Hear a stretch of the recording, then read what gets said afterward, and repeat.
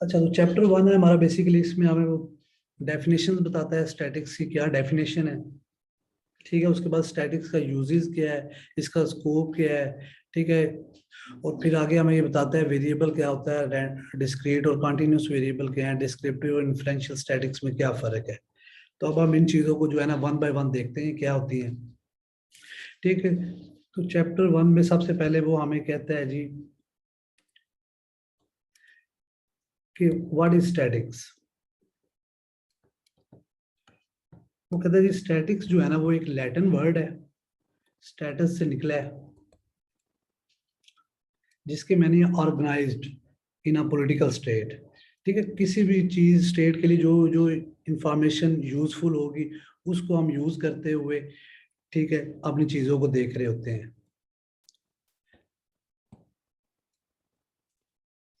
ठीक है। लेकिन जो इसकी मेन डेफिनेशन है ना, मेन डेफिनेशन इसकी ये है कि स्टैटिक्स जो है ना एक ऐसा डिसिप्लिन है जिसके अंदर हम क्या करते हैं, अपना प्रोसीजर और टेक्निक्स को यूज करते हुए अपने डाटा को कलेक्ट करते हैं, ठीक है।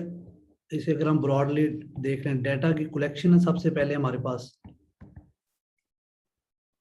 ठीक है। जब डाटा को कलेक्ट कर लिया फिर उस डाटा को हम प्रोसेस करते हैं, ठीक है। प्रोसेस करने के बाद उस डाटा को फिर हम क्या करते हैं, एनालाइज करते हैं टू मेक इन्फ्रेंसेस। तो वो तीन बेसिकली इसके अंदर चीजों को आपने जेल में रखना है कि डाटा की कलेक्शन है, कि डाटा को कलेक्ट करना है हमने, उसके बाद उस डाटा को प्रोसेस करना है। प्रोसेस क्या करेंगे हम, अपनी बेसिकली रिक्वायर्ड चीज़ों के तहत उसे एक डिफरेंट फ्रिक्वेंसी डिस्ट्रीब्यूशन के अंदर डाल लेंगे ताकि हमें उसके एनालिसिस करने में इजी हो। फिर उसके बाद हम उसका एनालिसिस करेंगे। एनालिसिस करने के बाद हम जी उसके ऊपर इन्फ्रेंस करेंगे जी ये जो डाटा निकला है हमारा, इसके अंदर ये रिक्वायर्ड क्वांटिटीज थी और इसकी मीन इतनी है, एवरेज इतनी है, ये सारी चीजें हम इसके अंदर कैलकुलेट करेंगे, ठीक है। नेक्स्ट इसकी ये डेफिनेशन थी। डेफिनेशन के बाद इसके अंदर आ जाता है हमारे पास यूज ऑफ स्टैटिस्टिकल इंफॉर्मेशन के। स्टैटिस्टिकल इंफॉर्मेशन कहाँ कहाँ पे यूज होती है, ठीक है। तो इसके यूजेजेस हम देख लेते हैं,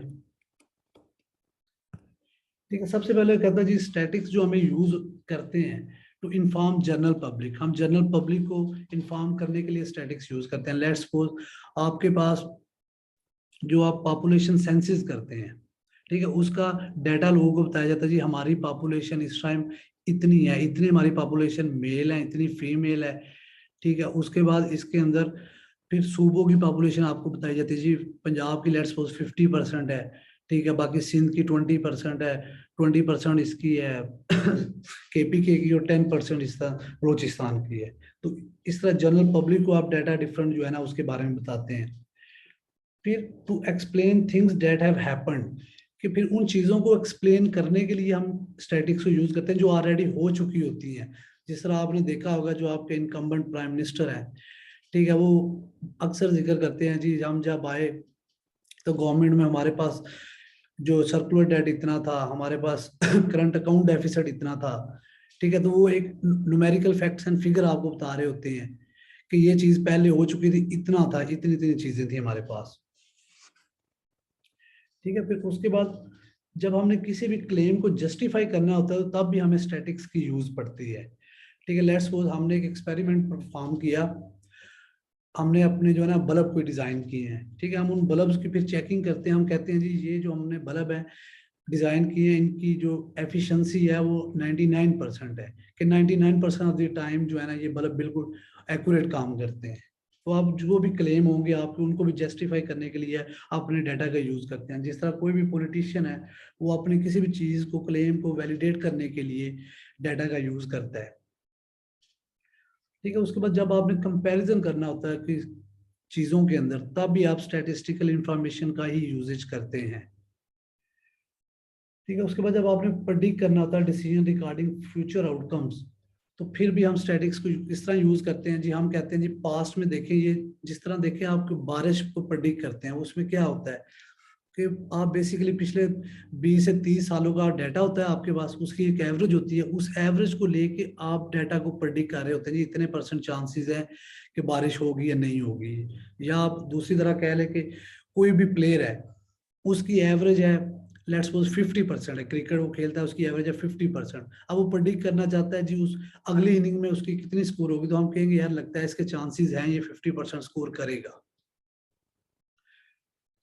इसी तरह फिर हम कुछ अननोन क्वांटिटीज होती हैं उनको भी एस्टिमेट करने के लिए हम स्टैटिक्स को यूज करते हैं। ठीक है, आपको डाटा गिवन होता है तो डाटा की अगर आपने रेंज फाइंड करनी है तो हम उस डाटा में से देखते हैं हमारी हाईएस्ट वैल्यू क्या और लोएस्ट वैल्यूज क्या है, इनको जब हम माइनस करते हैं तो हमारे पास एक डाटा की रेंज आ जाती है। और भी इसी तरह डिफरेंट क्वांटिटीज हैं, एवरेजेस हैं, मेजर ऑफ सेंट्रल टेंडेंसी के अंदर डिफरेंट चीजें आ जाती हैं, तो उसके थ्रू हम अपने डाटा की जो है ना चीजों को एस्टिमेट भी कर लेते हैं। फिर हम डिफरेंट चीजों के अंदर एसोसिएशन या रिलेशन फाइंड करने के लिए भी स्टैटिक्स को यूज करते हैं। ठीक है, हम देखते हैं जब कि हमारा डाटा हमारी मीन के कितना आगे स्प्रेड है, उसका कितना पीछे स्प्रेड है। ठीक है, इस तरह हम उनके दरमियान एक रिलेशनशिप भी इसका थ्रू फाइंड आउट कर सकते हैं। तो ये तो थी इसकी यूजेज। उसके बाद इसकी थी करेक्टरिस्टिक्स।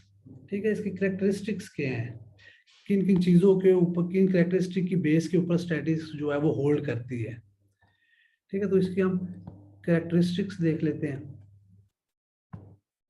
वो कहते हैं सबसे पहले, जी जी सर मैंने लेट ज्वाइन किया, मैं ये पूछना चाह रही थी कि ये जो हमने यूजेस वगैरह करने हैं इसके करेक्टरिस्टिक्स, ये कहाँ से, मतलब बुक के अंदर ये दी हुई हैं चीजें, वहां से हम इसको जी नोट्स बना लें या फिर? जी जी बुक के अंदर गिवन है, आप उधर से इजीली देख सकते हैं, उधर से नोट्स वगैरह हर चीज बना सकते हैं। बुक सर ये आपको कौन सा चैप्टर है ये भी? ये फर्स्ट चैप्टर है, introduction to statistical theory part 1। ये सर, ठीक है सर, ठीक है। ठीक है, नेक्स्ट है इसकी करेक्टरिस्टिक्स क्या है हमारे पास ना। वो कहता है स्टैटिक्स हमेशा जो डील करेगी ना वो एग्रीगेट या लार्ज ग्रुप ऑफ डाटा के साथ डील करेगी। इसमें हमेशा हम किसी भी चीज को स्मॉल ग्रुप ऑफ डाटा, दो तीन क्वांटिटीज हो उसके ऊपर आप स्टैटिक्स को नहीं लगा सकते, क्योंकि उसमें आपको पता ही नहीं है कि इसके अंदर वेरिएबिलिटी किस तरह आएगी चीजों के ऊपर। तो आपके पास एक लार्ज ग्रुप ऑफ डाटा होगा, उसकी एग्रीगेट डाटा को यूज करते हुए आप स्टैटिक्स अप्लाई करेंगे। ठीक है, नेक्स्ट वो कहते हैं स्टैटिक्स डील करती है observations of same kind rather than isolated figures. इसका क्या मतलब हुआ कि हम एक के कॉलेज में लेट्स सपोज हम जाते हैं, तो उधर हम जो भी हमारा सैंपल स्पेस होगा या पॉपुलेशन जिसको हम स्टडी कर रहे हैं वो उस कॉलेज का स्टूडेंट है, और स्टूडेंट सारे एक तरह के होंगे। ठीक है, मतलब कि उनकी क्वालिटी एक है कि वो सब स्टूडेंट है। ये नहीं होगा कि हम स्टूडेंट का कंपैरिजन कर रहे होंगे कि जो अनपढ़ है उनके साथ, इस तरह नहीं होगा। ये एक ही चीज के अंदर जो है ना आप इसका सेम काइंड के अंदर इनके ऑब्जर्वेशंस को आप डील करेंगे। ठीक है, फिर स्टैटिक्स डील करती है वेरिएबिलिटी के साथ। ठीक है, आपके डाटा के अंदर कितनी वेरिएबिलिटी आ रही है, क्योंकि देखिए दुनिया में कोई भी चीजें, दो चीजें एक तरह की नहीं हो सकती, उनके दरमियान माइन्यूट सा भी फर्क हो वो होगा लाजमी। तो इस तरह वेरिएबिलिटी को भी ये डील कर रही होती है। फिर नेक्स्ट स्टैटिक्स डील करती है uncertainties in every process of getting observation. मतलब जब आप ऑब्जर्वेशन इकट्ठी कर रहे हैं तो उसके दरमियान भी जो आपको अनसर्टेनिटीज आएंगी उनको भी ये कैटर कर रही होगी। ठीक है, चाहे वो कंट्रोल वेरिएबल की वजह से आ रही है या अनकंट्रोल वेरिएबल की वजह से आ रही है, मतलब जिस भी वजह से आ रही है ये उसको भी कैटर कर रही होगी, उसको भी डील कर रही होगी। ठीक है, नेक्स्ट स्टैटिक्स जो है ना उसको हम यूज करते हैं किसी भी न्यूमेरिकल क्वांटिटी, ठीक है, आइदर बाय काउंट या बाय मेजरमेंट। ठीक है, या तो हम उसको काउंट कर सकते हैं या उसकी हम मेजरमेंट कर सकते हैं। काउंट करके हम बता सकते हैं जी ये 10 चीजें हैं, या मेजरमेंट हम करके बता सकते हैं जी इतने बच्चों की जो आंखें हैं उनका कलर जो है ना वो ग्रीन है। फिर उसके बाद वो कहता है जो स्टैटिक्स के लॉ है ना ये on average in the long run में वैलिड होते हैं। ठीक है, आप इनको ये नहीं कह सकते कि ये स्टैटिक्स के जो लॉ हैं आप दो तीन दफा आपने किए हैं तो ये वैलिड हो गया। वो कहते हैं आप जब बार बार रेपिटेशन करते हैं उन चीजों को देखते हैं तो फिर ये लॉज इसके वैलिड हो जाते हैं।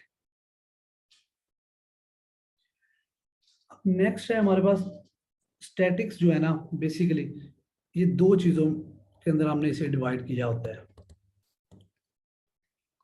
ठीक है, एक है हमारे पास डिस्क्रिप्टिव स्टैटिक्स,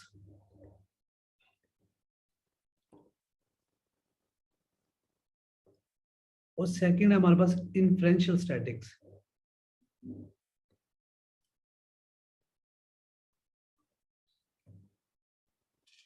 ठीक है, अब डिस्क्रिप्टिव स्टैटिक्स के अंदर आपने किस किस चीज को आप डील करते हैं। आप बेसिकली अपने डाटा को समराइज कर रहे होते हैं to get a numerical quantity.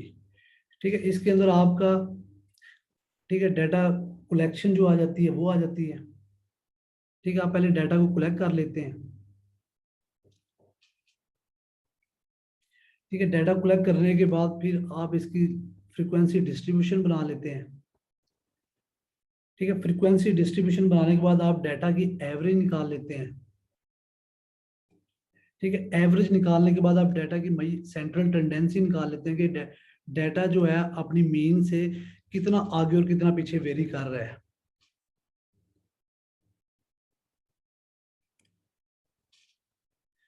ठीक है, और आपका जो अपने डाटा को जो आप ग्राफिकल डिस्प्ले से ड्रा भी कर सकते हैं, इस चीज को भी आप इसके अंदर ही, हमारे डिस्क्रिप्टिव स्टैट के अंदर ही ये चीजें आती हैं। तो अगर हम इसे बेसिकली सम अप करें तो ये बेसिकली कंडेंसेशन ऑफ डाटा है हमारे पास, फिर उसका ग्राफिकल डिस्प्ले है, और फिर हम उस डाटा की कंप्यूटेशन करके कोई न्यूमेरिकल क्वांटिटी निकाल लेते हैं, कोई जिससे हमारे डाटा के सेंटर ऑफ डाटा पता चल जाता है और डाटा का स्प्रेड पता चल जाता है, सेंट्रल टेंडेंसी वगैरह। ठीक है, और इसी तरह नेक्स्ट है हमारे पास inferential statics.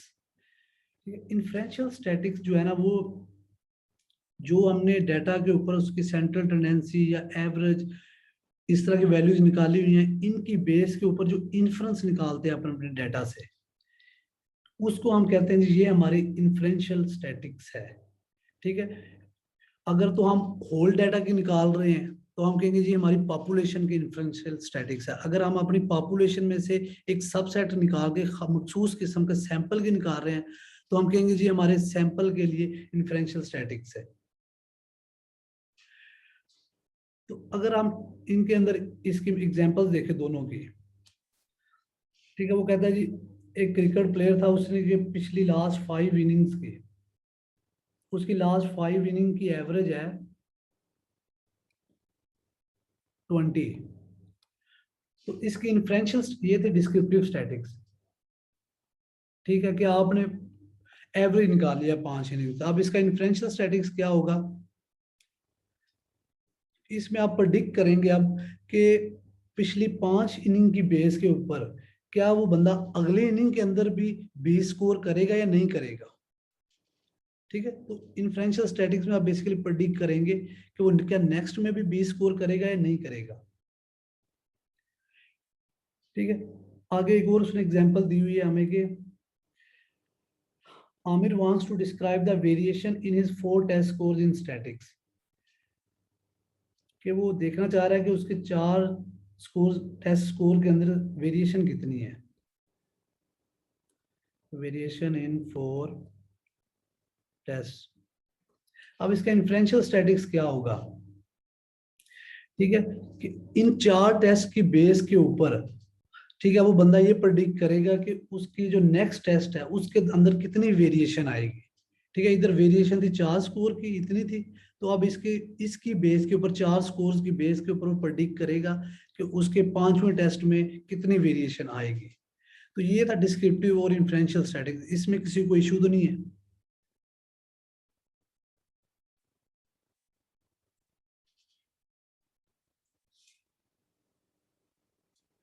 No sir. Okay. अब नेक्स्ट हम देखते हैं कि पॉपुलेशन और सैंपल क्या होता है।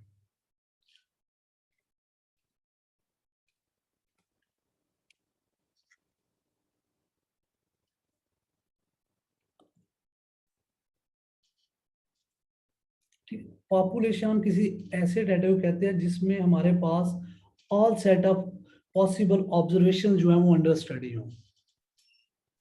ठीक है, all set of possible observations. आवाज नहीं आ रही। अब आ रही है? जी सर आ रही है। ओके। और सैंपल, सैंपल डाटा हमारा क्या होता है, it is a subset of population.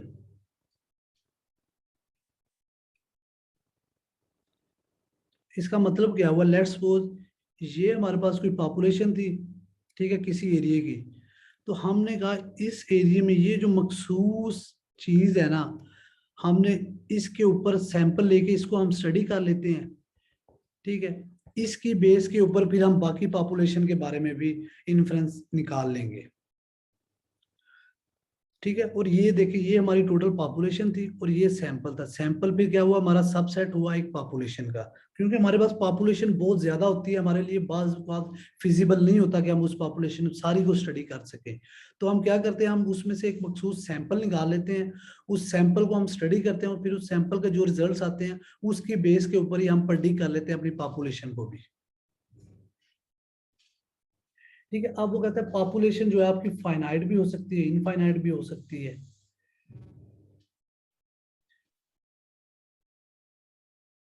Sir infinite का कॉन्सेप्ट क्या है इसमें सर?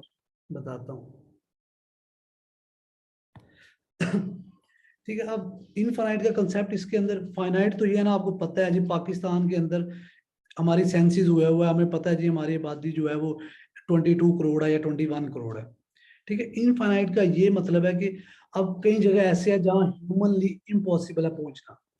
अगर हम लेट्स सपोज हम बात करते हैं जी, हमारे लिए हमारे पास इधर पूरी दुनिया में दरख्त कितने हैं, तो वो हमारे पास एक इनफाइनाइट पॉपुलेशन होगी, उसके अंदर हम गैस लगा सकते हैं लेकिन एग्जैक्ट कैलकुलेट नहीं कर सकते, ठीक है। या हम जब पॉपुलेशन को स्टडी कर रहे होते हैं तो कुछ जगह ऐसी होती है जहां हमारे लिए पहुंचना बहुत नामुमकिन होता है, लोग बहुत दूर दराज इलाकों में रह रहे होते हैं, तो जो हमारे डाटा इकट्ठी करने वाली टीमें होती हैं उधर नहीं पहुंच सकती, तो इसलिए उसको फिर हम इनफाइनाइट पॉपुलेशन के अंदर ले जाते हैं,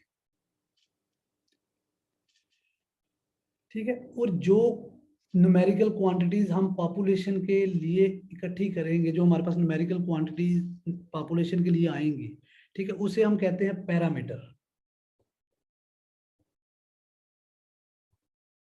ठीक है। हमने कोई डाटा इकट्ठा किया पॉपुलेशन का, ठीक है, लेट्स सपोज हमने कहा जी हमारी पॉपुलेशन ही 100 की है, हमने उस 100 बंदे के लिए जो डाटा इकट्ठा किया हमने उसकी एवरेज निकाली, तो हम कहेंगे जी इसकी जो एवरेज है ना, ये पैरामीटर है पॉपुलेशन का, तो ये 100 होगी, let's suppose for 100 people it is 100। और सर ये पैरामीटर की समझ नहीं। मैं बताता हूँ, हमने कहा कि हमारे पास एक पॉपुलेशन है, ठीक है, वो स्पेसिफिक हमने एक एरिया डिफाइन कर लिया, उस एरिया में 100 लोग रहते हैं, ठीक है। वो जो 100 लोग रहते हैं हमने उनकी एज कैलकुलेट करनी है, हमने हर एक बंदे की एज देखी, उसकी एज का एवरेज ले लिया फिर सबका, वो जो एवरेज हम लेंगे ना, वो जो न्यूमेरिकल क्वांटिटी आएगी एज की, उसे हम कहेंगे जी ये पैरामीटर है पॉपुलेशन का, ठीक है। कोई भी न्यूमेरिकल क्वांटिटी हो सकती है, हम उनकी यस सर, गॉट इट। उन 100 बंदों के अंदर से हम जो है उनकी सेंट्रल टेंडेंसी फाइंड कर सकते हैं, मीन फाइंड कर सकते हैं, ठीक है, वेरिएंस फाइंड कर सकते हैं, स्टैंडर्ड डेविएशन फाइंड कर सकते हैं। कोई भी जो न्यूमेरिकल क्वांटिटी हम अपनी पॉपुलेशन के लिए कैलकुलेट करेंगे उसे हम कहेंगे parameter. Is that clear? Yes sir. ठीक है। और जो न्यूमेरिकल क्वांटिटी हम अपने सैंपल के लिए इसी तरह कैलकुलेट करेंगे, हमारे पास पॉपुलेशन थी 10 लाख की, हमने उसमें से सैंपल ले लिया 500 का, तो उस 500 के लिए जो न्यूमेरिकल क्वांटिटीज आएंगी उसे हम कहेंगे स्टैटिस्टिक्स, ठीक है, स्टैटिस्टिक।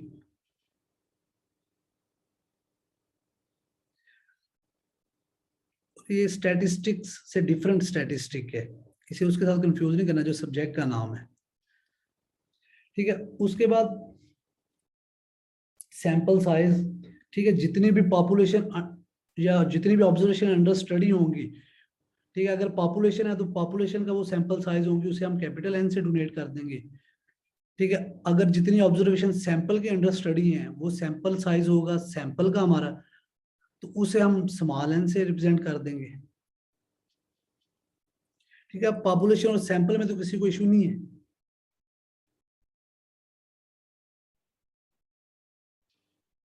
No sir.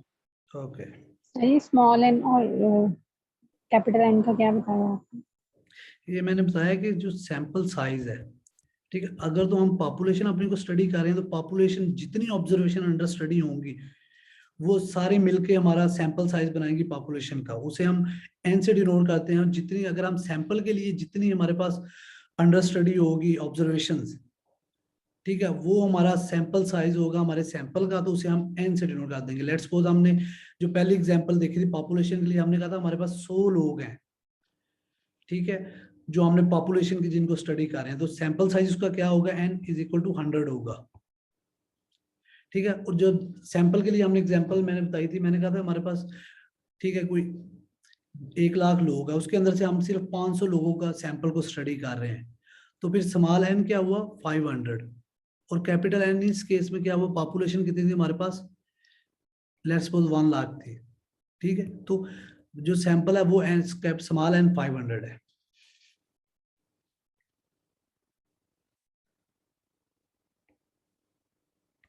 अब नेक्स्ट है हमारे पास इंपॉर्टेंस ऑफ स्टैटिस्टिक्स।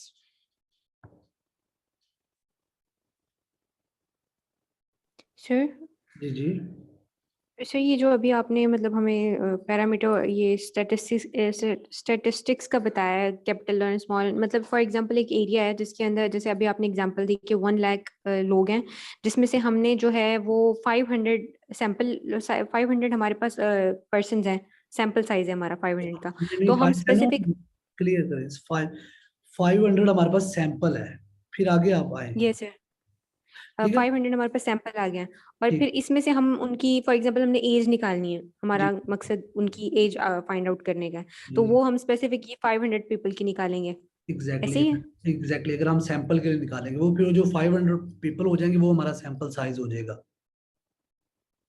ठीक हो गया सर, ये वो आप ऑब्जर्व, ये जो आपने बताया ना कि हमारी ऑब्जर्वेशंस है बेसिकली टोटल बेसिकली 500। ऑब्जर्वेशन है हमारे पास ये, जी सर। ठीक है। अब नेक्स्ट है इंपॉर्टेंस ऑफ स्टैटिक्स, ठीक है, सर, स्टैटिक, जी जी सर आपने जो मतलब पॉपुलेशन वाली कैपिटल एन का बताया कि आपने कहा कि एक पॉपुलेशन जो कंप्लीट मतलब टोटल जो नंबर होता है, तो और जो है आपका सैंपल जो है वो स्मॉलर उसका सबसेट है, तो जी जी। अगर पॉपुलेशन आप 100 ले रहे हैं तो वो खुद आप सबसेट ले रहे हैं या पूरी पॉपुलेशन को ले रहे हैं? देखिए जब भी वर्ड पॉपुलेशन आएगा ना, इसका मतलब है हमारे पास ऑब्जर्वेशन है टोटल इतने, ठीक है। ठीक और है जब सर। हम सैंपल की बात कर रहे होंगे, इसका मतलब है कि यार हमारे पास एक पॉपुलेशन है, कोई बिगर पॉपुलेशन है, उसके अंदर से हमने एक सैंपल एक्सट्रैक्ट किया हुआ है जो कि एक छोटी वैल्यू है, ठीक है, ठीक है सर, आपने जो कैपिटल एन के सामने आपने लिखा था कि साइज ऑफ सैंपल ना, मतलब आप सैंपल एक साइज, स्पेसिफिक, हाँ आपने एक सैंपल साइज ऑफ पॉपुलेशन है ना। ठीक है सर, थैंक यू। ओके, और ये सैंपल साइज ऑफ सैंपल है,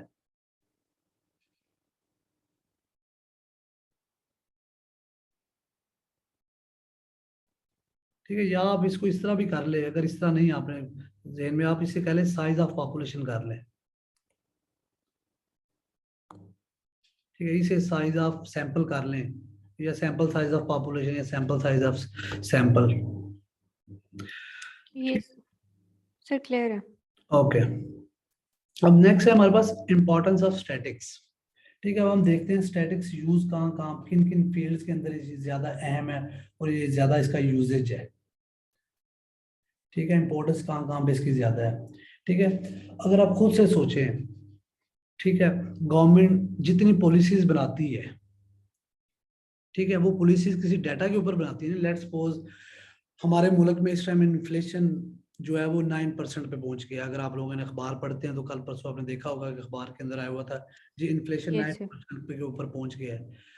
तो फिर गवर्नमेंट क्या करेगी, फिर गवर्नमेंट अपनी पॉलिसीज बनाने के लिए उस डाटा को यूज करेगी, इन्फ्लेशन 9% पे पहुंच गया, हमने इसे कम करना है, हम इसे कैसे कम करेंगे, ठीक है। उसके लिए हम उनके पास डिफरेंट टूल है, फिजिकल टूल है, मॉनिटरी टूल है, उनको यूज करते हुए वो फिर ऐसी पॉलिसीज डिजाइन करेंगी ताकि इन्फ्लेशन कम हो जाए, ठीक है। तो इसका मतलब है हमारी हमारी जो गवर्नमेंट्स हैं वो भी स्टैटिक्स डाटा का बहुत यूज करती है, ठीक है। उसके सर बाद वो फिर ये जो आपने अभी यूज बताया है कि हमारे पास डिफरेंट टूल्स हैं, तो वो फिर हमारे पास टोटल पॉपुलेशन के अकॉर्डिंग बनाएंगे कि हमारे पास इतनी पॉपुलेशन है और इस तरीके से हमने जो है वो जो हमारे पास चीजें हैं उनकी जो है परचेज रेट जो है वो इंक्रीज करना है या फिर उसको कम करना है, इन्फ्लेशन रेट को कम करना है, ये जी, हमारे पास पॉपुलेशन की बेस पे हम ये करते हैं सारा कुछ। अब उनके पास जो डाटा है, डाटा तो उन्होंने कोई सैंपल लेके वो इकट्ठा किया है ना, जो इन्फ्लेशन उन्होंने इकट्ठा किया है, वो किसी सैंपल के बेस पे इकट्ठा होगा, लेकिन जो वो पॉलिसीज बनाएंगे वो पॉपुलेशन होल के लिए बनाएंगे। ठीक है सर। ठीक है। अब वो कहता है जी इसका, अब जब कोई भी सोशल साइंस का स्टूडेंट है, ठीक है, वो जब अपने थीसिस करता है, लेट्स सपोज वो एक क्वेश्चनेयर या सर्वे डिजाइन करता है, ठीक है, किसी भी चीज के ऊपर काम करने के लिए, तो वो जो क्वेश्चनेयर डिजाइन करता है उसके बाद फिर उसके ऊपर जो स्टैटिक्स अप्लाई करता है, तो फिर ये सोशल साइंसेज में भी इसका बड़ा यूज है।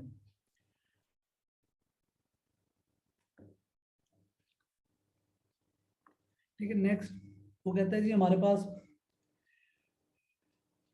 हम जब लार्जर सेट्स ऑफ डाटा है उनको समराइज करने में इसकी बड़ी इंपॉर्टेंस है। ठीक है। लेट्स सपोज आपको एक डाटा गिवन था, कोई बहुत ज्यादा, आपके पास 1 2 3 से लेके कोई 10,000 तक वैल्यूज थी, तो अब हम स्टैटिक्स के थ्रू इसको हम समराइज भी कर सकते हैं। वो किस तरह, हम लेट्स सपोज हम इसकी फ्रीक्वेंसी डिस्ट्रीब्यूशन बना देते हैं, हम ठीक है, क्लास इंटरवल्स इसके बना देते हैं। हम कहते हैं जी 1 से लेके 100 तक एक क्लास है, ठीक है, इसी तरह, या 1 से लेकर 1000 तक कर लिया। इसी तरह हम अपने डाटा को समराइज करके लिख देते हैं ताकि हमें आगे से इफेक्टिव यूज कर सके, ताकि वो अगर हमसे पूछे, हम कहेंगे जी 1 से लेके 1000 के अंदर कितनी क्वांटिटीज है, वो इधर हम लिख देंगे लेट्स सपोज 100 क्वांटिटीज। हम कहेंगे कि 1 से लेके जो 1000 तक का फिगर है ना, इसके अंदर हमारे पास 100 क्वांटिटीज आती हैं। तो ये डाटा को हमारे को समराइज करने के लिए भी यूज होता है, ठीक है, ताकि डाटा को हम इजीली अंडरस्टैंड कर सकें। ठीक है। फिर उसके बाद प्लानिंग के अंदर भी यूज होता है, जिस तरह मैंने आपको बताया है। ठीक है। उसके बाद फिर आपको जो जर्नल कंक्लूजन निकालते हैं, चीज़ों की प्रडिक्शंस करते हैं, ठीक है, जिस तरह हमने देखा कि हमने कहा था जी, हमने वो जो एग्जांपल लिखी थी डिस्क्रिप्टिव स्टैटिक्स में, ठीक है, फिर उसको किस तरह इन्फ्रेंशियल स्टैटिक्स में वो डिस्क्रिप्टिव वाला डाटा यूज करके हम इन्फ्रेंशियल इन्फ्रेंसेस निकाल रहे होते हैं। ठीक है। उसके बाद फिर कोई भी सर ये जो मशीन लर्निंग है आजकल कंप्यूटर साइंस में अगर देखें तो मशीन लर्निंग है, इसके अंदर और आर्टिफिशियल इंटेलिजेंस, उसके अंदर डिफरेंट एल्गोरिथम्स होते हैं, वहां पे भी स्टैटिस्टिक्स का बहुत यूज है। डिफरेंट टेस्ट जब आप अप्लाई कर रहे होते हैं उसके अंदर, एक्सेल के अंदर, अब देखिए टी टेस्ट और कोरिलेशनल टेस्ट। आर्टिफिशियल के अंदर, अगर आर्टिफिशियल इंटेलिजेंस के अंदर अगर आप देखें, न्यूरल नेटवर्क्स को देखें, वो भी एक टेक्निक है ना, न्यूरल नेटवर्क्स। ठीक है। Yes, sir. न्यूरल नेटवर्क्स के अंदर आप क्या कर रहे होते हैं, आपके पास एक डाटा होता है, उस आप डाटा को ट्रेन कर लेते हैं। ठीक है, ट्रेन कर लेते हैं। जब डाटा आपका ट्रेन हो जाता है, ट्रेन करने के बाद आप क्या देखते हैं कि फिर आपका जो डाटा वो ट्रेनिंग के दौरान जो आपकी वैल्यूज है उनको देख के प्रेडिक्ट कर रहा होता है। ठीक है। अगर मैं आपको ये से मैंने, मेरा एमएस का रिसर्च वर्क था, थीसिस था, तो मैंने ये मशीन लर्निंग पे कर रही थी, आर्टिफिशियल इंटेलिजेंस मशीन लर्निंग में मैंने सारी स्टैटिस्टिक्स ही उसमें अप्लाई की थी।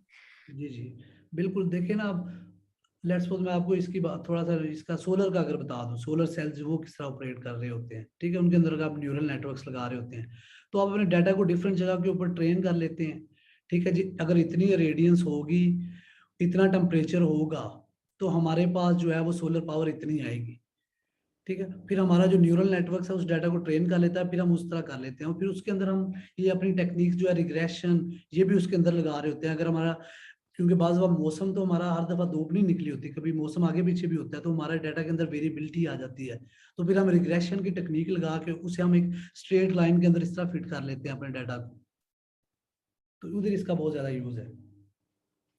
ठीक है। उसके बाद वो कहता है कोई भी मॉडर्न एडमिनिस्ट्रेटर है, ठीक है, चाहे पब्लिक सेक्टर में हो या प्राइवेट सेक्टर में हो, तो उसने जो भी डिसीजन लेने हैं वो फैक्चुअल बेस के ऊपर डिसीजन लेता है। लेट्स सपोज आप डिप्टी कमिश्नर हैं जी किसी इलाके के, आपने देखा आपके इलाके के अंदर जो है इलिटरेसी वो बहुत ज्यादा है। ठीक है। पाकिस्तान ब्यूरो ऑफ स्टैटिक्स की आप वेबसाइट पे गया, आपने देखा जी मेरे इलाके के अंदर जो इलिटरेसी है वो लेट्स सपोज 50% है।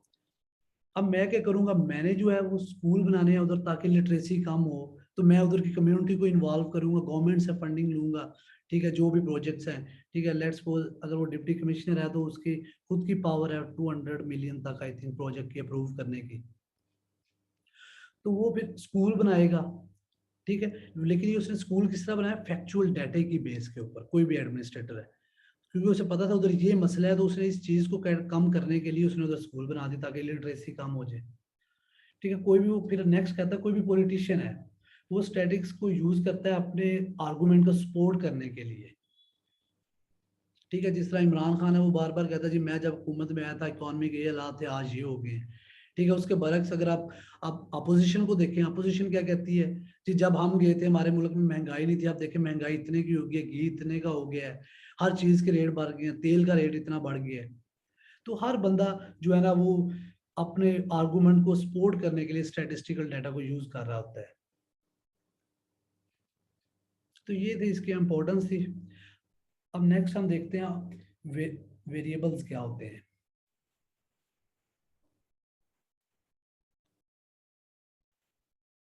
सर ये एक चीज पूछनी थी कि ये जो हम चैप्टर कर रहे हैं ये वाला, ये जैसे सर ने कल हमें जो कराया था वो कहा था कि ये 20 मार्क्स के आप किसके और हो जाएंगे अगर आप ये वाला चैप्टर इस तरीके से कर लेंगे, तो इसमें से क्या आता है, मतलब शॉर्ट क्वेश्चंस आते हैं और कितने मार्क्स का आता है इस चैप्टर से? ये जो चैप्टर है ना, इसमें आपकी समझ लें आपकी बेस बनती है। ठीक है, इसके अंदर अब आपने पॉपुलेशन और सैंपल को पढ़ा, ये बहुत अहम कंसेप्ट है। ठीक है, अब आगे थर्ड फोर्थ तो पूरी स्टैट के अंदर ये कंसेप्ट आपको हर जगह में मिलेंगे। ठीक है, उसके बाद ये वेरिएबल, ठीक है, डिस्क्रीट कंटीन्यूअस वेरिएबल्स, ठीक है, डिस्क्रिप्टिव इन्फ्रेंशियल स्टैटिक्स, ये आपको आगे हर जगह पे मिलेंगे। तो ये बेसिकली आपकी बेस बना रहा होता है। अगर हम सवाल की बात करें तो ये जो पहले 4 चैप्टर हैं डिस्क्रिप्टिव स्टैटिक्स के, इनमें से आपको एक सवाल आना है 20 नंबर का, और पहले 2 चैप्टर ऑलमोस्ट थ्योरी है, और थर्ड और फोर्थ चैप्टर में से बेसिकली आपको न्यूमेरिकल आता है। लेकिन अगर आप रिसेंट ट्रेंड को देखें, मैंने क्लास के स्टार्ट में भी बताया था, हमारे पास जो थ्योरी है वो भी आप थर्ड और फोर्थ चैप्टर में से ही आ जाते हैं, लेकिन हमें पहले 2 चैप्टर भी पता होने चाहिए, क्योंकि इनमें से भी वो दे सकता है, क्योंकि हमारे सिलेबस का तो हिस्सा है ना। और वैसे भी ये चीजें आगे बड़ी यूज होती हैं। जो हमारा सेकंड चैप्टर है उसके अंदर हम सीखेंगे फ्रीक्वेंसी डिस्ट्रीब्यूशन किस तरह डिजाइन करनी है, तो वो आगे आपको पूरी स्टैट के अंदर वो चीज चलेगी आपकी फ्रीक्वेंसी डिस्ट्रीब्यूशन। ठीक है, जो आपने वाइटल स्टैट किया, आई थिंक उधर भी आप चीजों को टेबल के अंदर किस तरह लिख रहे होते हैं, वो भी एक डिस्ट्रीब्यूशन ही होती है, फ्रीक्वेंसी डिस्ट्रीब्यूशन आपने की होती है। ठीक है, अब हम देखते हैं वेरिएबल। ठीक है, वेरिएबल कोई भी, ठीक है, ऐसी चीज जो वेरी करे, ठीक है, जिसकी कोई फिक्स वैल्यू नहीं होती, ठीक है, उसकी कोई भी वैल्यू हो सकती है, वो वेरी करती है। ठीक है, वो कहता है characteristic that varies with an object और इंडिविजुअल कॉल्ड द वेरिएबल। ठीक है, अब इसकी आगे 2 टाइप्स होती है। ठीक है, नंबर 1 इज क्वांटिटेटिव वेरिएबल,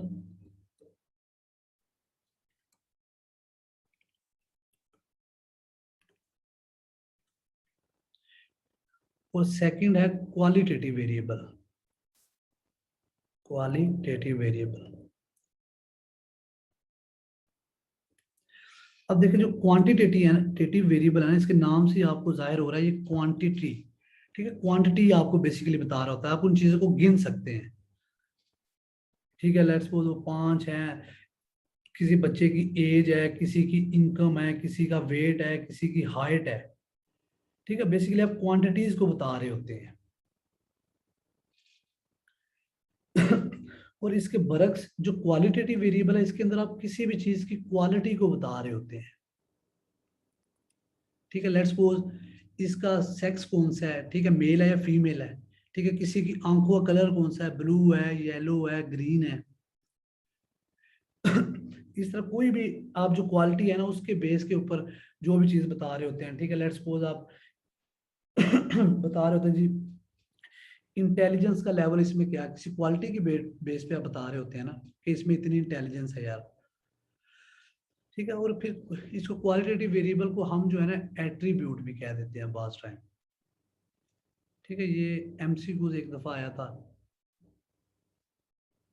ठीक है, क्वालिटेटिव वेरिएबल को और क्या कहते हैं, एट्रीब्यूट। तो ये भी आपको पता होना चाहिए। अब नेक्स्ट है हमारे पास discrete and continuous variable.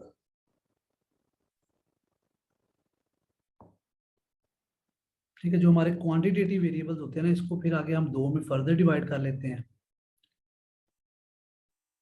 Discrete variables and continuous variable.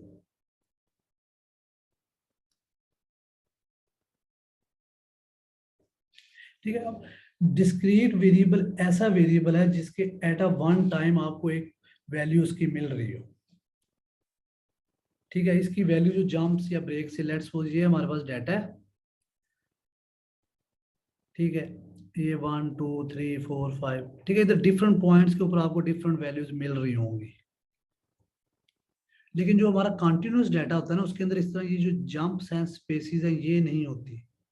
वो डाटा हमारा कंटिन्यूस होता है, at every instant, at every time हमारे पास उसका डाटा अवेलेबल होता है।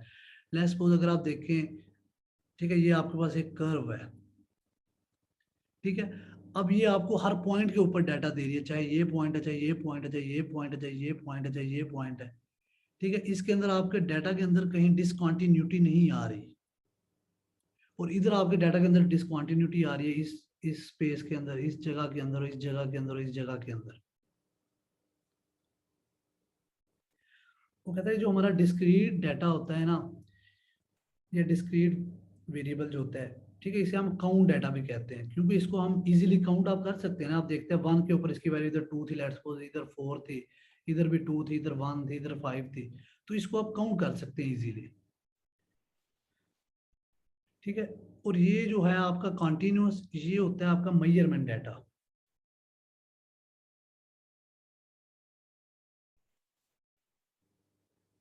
ठीक है। इसको आप मेजर कर सकते हैं, काउंट नहीं कर सकते, ठीक है। आप कोई भी वैल्यू निकालेंगे, आपके पास इसका लेट्स सपोज आप क्या करते हैं, कोई इसका फंक्शन निकाल लेते हैं, लेट्स सपोज ये साइन वेव थी, साइन थीटा था, अब ये आपका थीटा का एंगल होगा, इधर पूरा थीटा की वैल्यूज होंगी।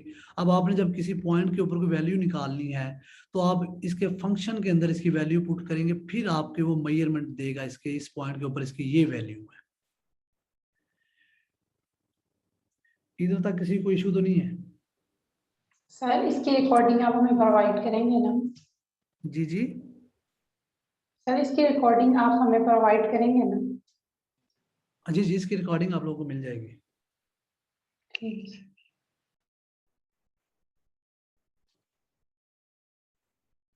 अच्छा सर, ये जो सारी डेफिनेशंस हैं इनकी सब अंडरस्टैंडिंग डेवलप हो, मतलब दो दो लाइंस में अगर डेफिनेशन समझ आ जाए जितना आप करवा रहे हैं, या फिर रिपीट बुक से पढ़ना इसको जरूरी है? इसके बाद सिर्फ डेफिनेशन आपको दो दो लाइन में पता होना चाहिए, लेकिन एक दफा बुक का चैप्टर को आप गो थ्रू लाजमी कीजिएगा, ठीक है। स्टेट का जो सब्जेक्ट है ना, इसको तैयार करने का तरीका जो है ना, आपको सर वसीम ने शायद कल बताया भी हो। सबसे पहले आप लोगों ने क्या कर दिया, आपने उस चैप्टर की थ्योरी पढ़नी है। कोई भी आप लोग चैप्टर तैयार कर रहे हैं ना स्टैटिक्स का, सबसे पहले आपने उस चैप्टर की थ्योरी पढ़नी है। थ्योरी पढ़ने के बाद आप लोग उस चैप्टर की एग्जांपल्स करेंगे, उसके बाद आप उस चैप्टर के फिर एंड प्रॉब्लम्स करेंगे। जब आप पहली दो चीजें कर चुके होंगे, एंड प्रॉब्लम्स आपको बहुत इजी लगेंगी। अगर आप चैप्टर की एग्जांपल्स नहीं करते हो, डायरेक्ट एंड प्रॉब्लम्स पे चल जाते हैं, उससे आपका काम नहीं होगा। अगर आप थ्योरी नहीं पढ़ेंगे और एग्जांपल सॉल्व करने बैठ लेंगे, कुछ आप कर लेंगे, लेकिन फिर जो कंसेप्ट्स होते हैं क्रिटिकल, जो आपसे मिस हो चुके होते हैं, वो फिर आप नहीं उनको कर सकेंगे। इसलिए जब भी आपने इस चीज को करना है, आपने ये 3 लेयर जो अप्रोच है, इसको फॉलो करना है, ठीक है।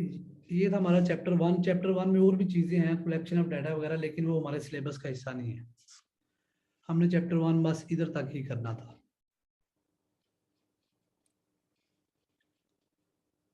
सर ये पेज नंबर बताइएगा, जो आपने अभी ये चीजें कराई हैं, फर्स्ट पेज से लेकर ऑनवर्ड कहाँ तक जाना है, करना है हमने? आपने पेज नंबर 1 से लेके पेज नंबर 5 तक करना है। ठीक है।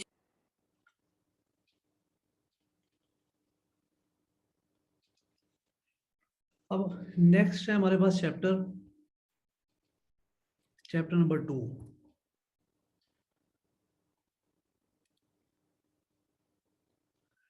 Presentation of data.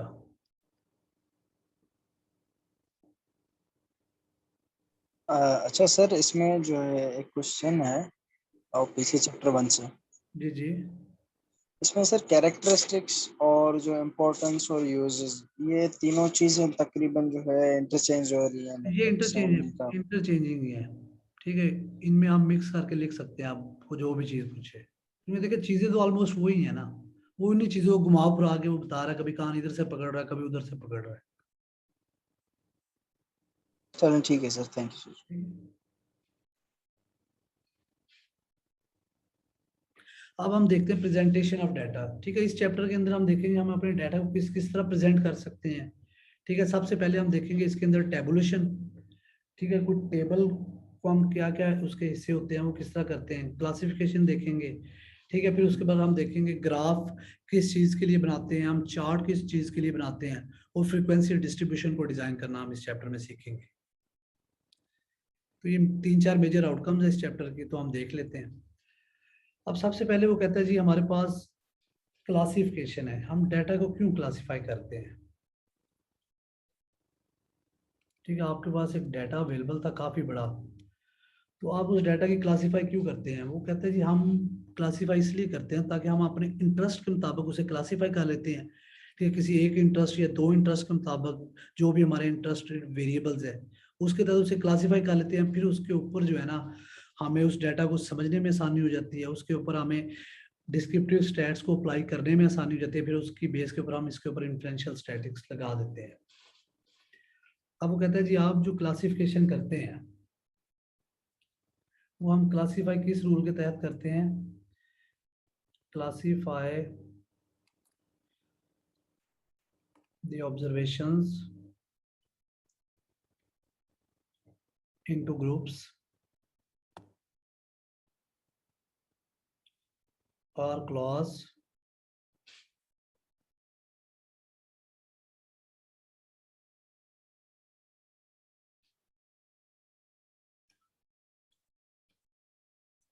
such that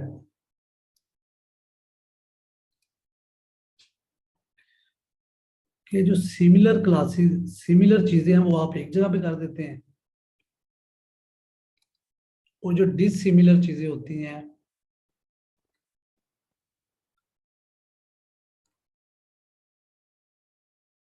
उनको आप एक अलग क्लास में लिख देते हैं। फिर हम क्या करते हैं अपने डाटा को सॉर्ट कर लेते हैं इन होमोजीनियस क्लासेस आर ग्रुप्स। ठीक है, सॉर्टिंग उसके बाद हो जाती है हमारे डाटे की इन होमोजीनियस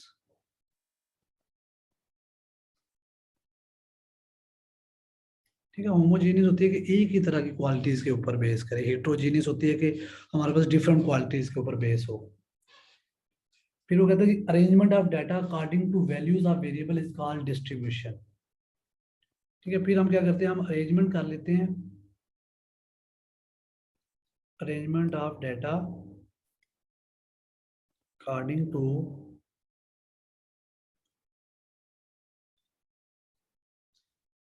वैल्यूज ऑफ वेरिएबल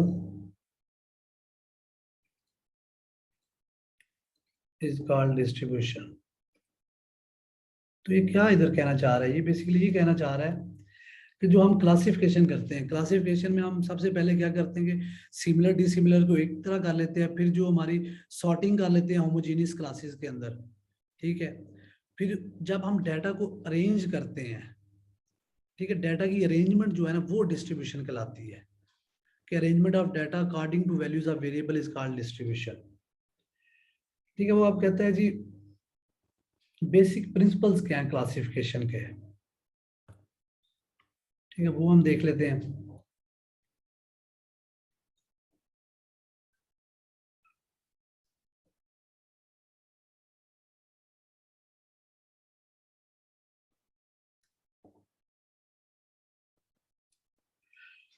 सबसे पहला प्रिंसिपल वो ये कहता है जी म्यूचुअली एक्सक्लूसिव आपकी क्लासेस होनी चाहिए। ठीक है, म्यूचुअली एक्सक्लूसिव कि आपकी कोई क्लास ओवरलैप ना हो।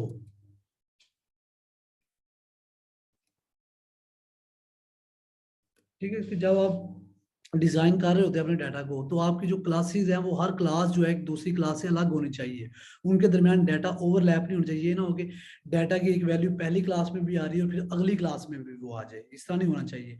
उन क्लासेस दोनों को म्यूचुअली एक्सक्लूसिव होना चाहिए ताकि एक दूसरे से वो बिल्कुल अलग हो। ठीक है, लेट्स सपोज अगर मैं आपको बताऊं कि 1 से 2 एक मैंने क्लास ली है, 3 से मैंने 4 ली है, तो ये म्यूचुअली एक्सक्लूसिव है। 1 से 2 वाली वैल्यूज इस क्लास में आएंगी और 3 से 4 वाली वैल्यूज इस क्लास में आएंगी। ठीक है, ये आपस में मिल नहीं रही। अगर मैं इसको इस तरह लिख दूं 1 से 2 और 2 से 3, तो इधर देखें आप ये 2 वाली वैल्यू तो फिर शायद इस क्लास में भी आ जाए और शायद इस क्लास में भी आ जाए। तो वो कहता है इस तरह नहीं होना चाहिए, हमारे पास म्यूचुअली एक्सक्लूसिव क्लासेस होनी चाहिए, ओवरलैपिंग नहीं इनके दरमियान आनी चाहिए। ठीक है, नेक्स्ट वो कहता है ऑल इंक्लूसिव, कि जो वैल्यूज हमारे पास अवेलेबल है डाटा की, वो सारी वैल्यूज हमारे डाटा की वैल्यूज जो है हमारी क्लासेस के अंदर, जिस भी चीज के अंदर हम क्लासीफाई कर रहे हैं, वो अवेलेबल होनी चाहिए। सारी वैल्यूज को वो इंक्लूड करता हो, ये ना हो कि वैल्यूज को आप लेफ्ट आउट कर दें। ठीक है, थर्ड वो कहता है जो आप क्लासिफिकेशन करते हैं वो neither too elaborate nor so crude. ठीक है, ना ही वो बहुत ज्यादा लेबोरेटिव हो कि वो आपके पास ऐसी क्लासेस ले जाए जिनके ऊपर आप जो है ना कि इजीली अंडरस्टैंड कर सके, और ना ही ज्यादा क्रूड हो या रॉड क्लासेस भी ना हो कि आप समझ ही ना सके कि ये एक क्लास के अंदर डिफरेंट क्लासेस भी डली हुई हैं। ये तो थे इसके बेसिक प्रिंसिपल्स। अच्छा मुझे ये बताएं, आप लोगों के पास में से बुक सबके पास है, ये अवेलेबल है? जी सर, वो सर ने ग्रुप में शेयर की थी। अच्छा, सारे शेयर की हुई है ग्रुप में, दैट इज गुड।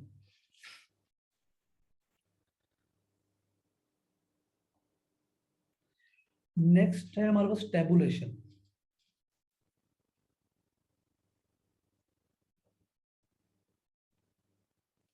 ठीक है, टेबुलेशन क्या है कि हमने कि अपने डाटा को किस तरह सिस्टमेटिकली प्रेजेंट करना है एक टेबल के अंदर, हेड्स के अंदर। टेबल के जो डिफरेंट पार्ट्स है, हेड्स होंगे, सब हेड्स होंगे, रोज होंगे, कॉलम्स होंगे उसके अंदर। ठीक है, अगर मैं आपको एक टेबल इस तरह बना के दिखाऊं,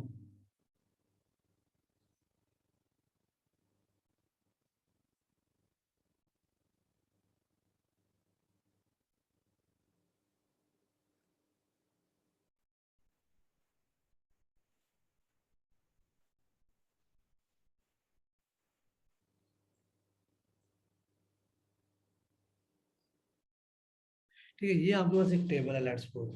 तो आपको पता है टेबल के डिफरेंट पार्ट्स क्या होते हैं। ठीक है, सबसे पहले टेबल का ऊपर कहीं इधर टाइटल होता है,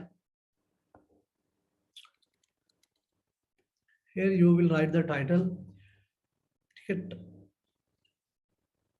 ठीक है, टाइटल आप लोगों को पता है, टाइटल आप लोग जो थीसिस आप में से किसी ने लिखा हो तो टाइटल जो आप लिखते हैं वो कैपिटल कैप्स लॉक के अंदर लिखते हैं। ठीक है, कैपिटल्स के अंदर लिखते हैं। ठीक है, और नीचे अगर कोई सब टाइटल हो उसका, ठीक है, सब टाइटल नीचे आ जाएगा। ठीक है, सब टाइटल आप लोअर केस में लिखेंगे।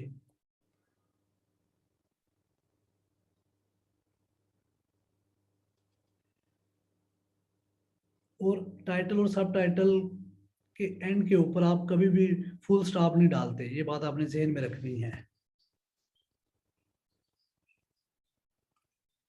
ठीक है, अब नेक्स्ट इसके बाद column caption and box head. ठीक है, इधर तो आपके आ जाएंगे कॉलम कैप्शंस। ठीक है, हर कॉलम का कोई नाम एक होगा ना, उनको आप कहेंगे कॉलम कैप्शन। लेट्स सपोज ये था आपका एज थी, ये आपकी हाइट थी, ठीक है, ये आपका सेक्स था। इस तरह डिफरेंट चीजें जो होंगी वो इन सब के लिए इस पूरी चीज को हम मिला के कहते हैं ये जो नाम होंगे ना, ये कॉलम कैप्शंस के होंगे, कि इधर आपने कॉलम्स के नाम लिखने हैं। और फिर इन कॉलम कैप्शंस को जब आप कंबाइन करके कहेंगे ना, तो उसको आप कहेंगे बॉक्स हेड। ठीक है, ये कंबाइन जो चीजें होंगी ना, जो कॉलम कैप्शंस आएंगी, तो इस पूरे हेड को हम कहेंगे जी ये हमारे पास है बॉक्स हेड। ठीक है, इसी तरह फिर रोज कैप्शन होंगे, ये जो आप इधर रोज का कोई नाम लिखेंगे। ठीक है, लेट्स सपोज ये एक्स है, ये वाई है, ये जेड है। तो ये सारी जो चीजें होंगी, ये देखिए आप रोज कैप्शन लिख रही हैं, जब ये रोज कैप्शन सारी मिला के आप इस एरिया को कहेंगे, ये जो इतनी सारी चीजें हैं। ठीक है, तो ये जितना एरिया होगा इसे हम कह देंगे स्टब।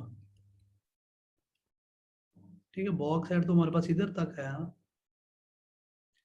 तो ये जो सारी चीज होगी इसे हम स्टब कह देते हैं। ठीक है, उसके बाद हमारे पास कुछ फुट नोट्स होते हैं टेबल के अंदर, जो हम इधर नीचे लिख देते हैं। और फिर कोई सोर्स नोट होते हैं, हम सोर्सेज बताते हैं जी, हम ने जब सोर्स बताना जी ये डाटा हमारे पास फलान सोर्स से है टेबल के अंदर, तो वो हम इधर नीचे लिख देते हैं। तो ये थे आपके पास एक टेबल के डिफरेंट पार्ट्स। जिनका आपको पता होना चाहिए। अब वो कहता है टेबल हमारे पास दो तरह के होते हैं, एक जनरल पर्पस टेबल होते हैं और एक स्पेसिफाइड या स्पेसिफिक पर्पस टेबल होते हैं। जनरल पर्पस टेबल्स होते हैं, एक आपका स्पेसिफिक पर्पस। अब जो जनरल पर्पस टेबल होते हैं वो बेसिकली प्राइमरी टेबल भी इनको कहते हैं, और ये साइज के अंदर बहुत लार्ज होते हैं, ठीक है। इनको हम यूज करते हैं बेसिकली रेफरेंस पर्पसेस के लिए। आप में से किसी ने इकोनॉमिक सर्वे ऑफ पाकिस्तान पढ़ा है?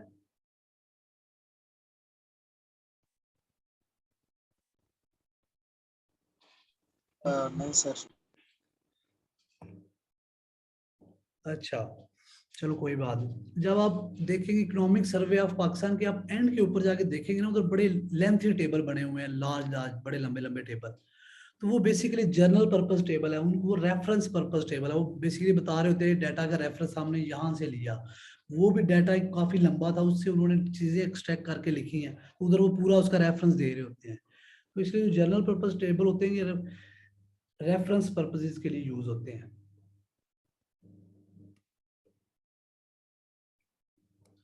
और सेकंड नंबर पे इसे ये लार्ज इन साइज होते हैं।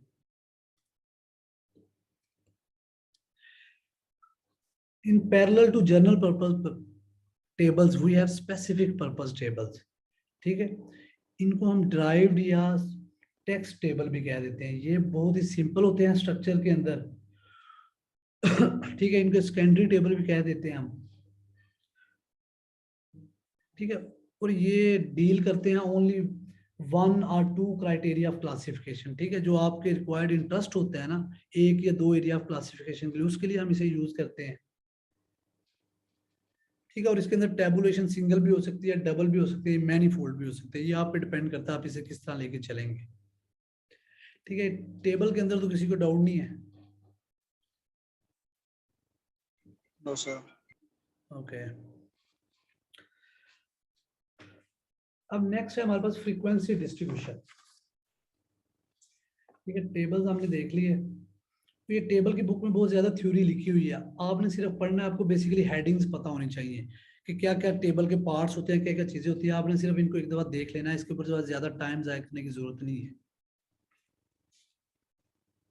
क्योंकि इसमें से आया भी तो थ्योरी का सवाल आना है 5 नंबर का या 4 नंबर 6 नंबर का।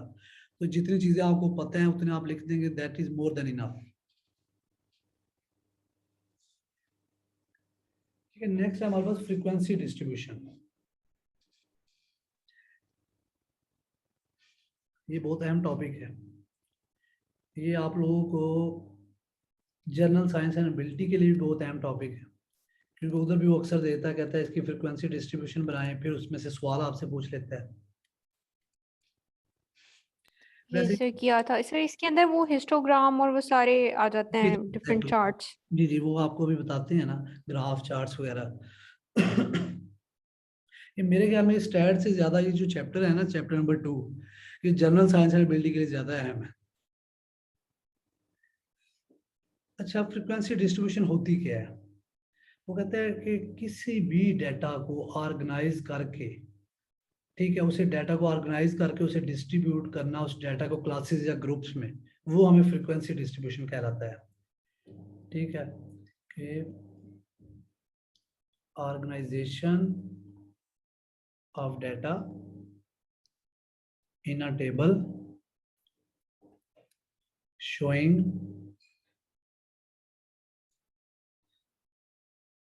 showing the distribution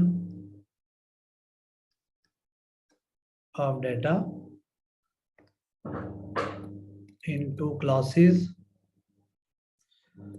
or groups,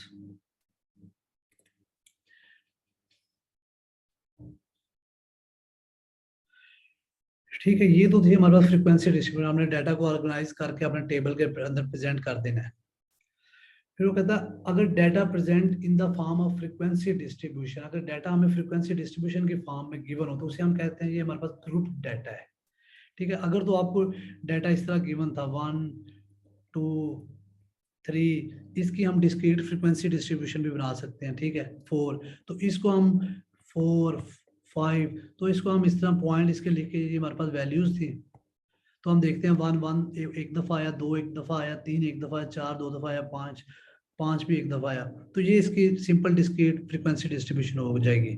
लेकिन जब हम इस डाटा को ग्रुप डाटा की फॉर्म के अंदर लिख दें, लेट्स सपोज आप इसे कह देते हैं जी ये हमारे पास 1 से लेके 3 तक है, ठीक है, 4 से लेके 5 तक है, इस तरह आप कर दे। 1 से 3 तक कितनी वैल्यूज है आपके पास? 3 है। 4 से 5 तक 2 वैल्यू, तो ये हम कहेंगे जी ग्रुप फ्रीक्वेंसी डिस्ट्रीब्यूशन है। ये डिस्क्रीट फ्रीक्वेंसी डिस्ट्रीब्यूशन थी और ये ग्रुप फ्रीक्वेंसी डिस्ट्रीब्यूशन है। खैर इसको आगे हम बड़ी डिटेल में पढ़ेंगे, ये बस वैसे मैंने अब जनरल बता दी एक बात आपको। अब हम देखते हैं जी इसकी फ्रीक्वेंसी डिस्ट्रीब्यूशन के अंदर चीजें क्या क्या होती हैं। ठीक है, सबसे पहले हमारे पास इसके अंदर एक चीज होती है, उसे हम कहते हैं जी क्लास लिमिट।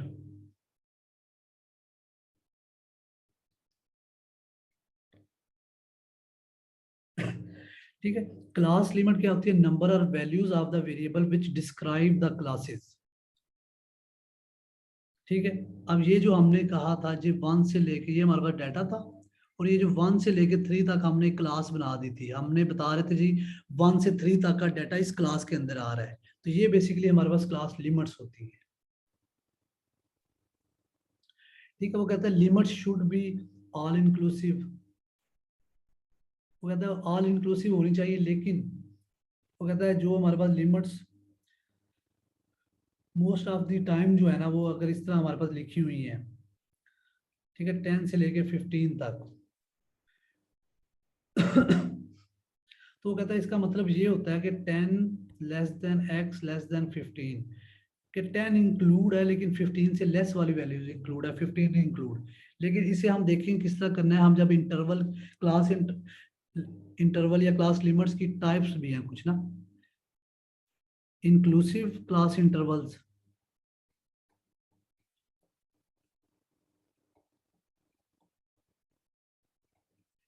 और एक है एक्सक्लूसिव क्लास इंटरवल्स, और थर्ड है ओपन एंडेड क्लास इंटरवल्स।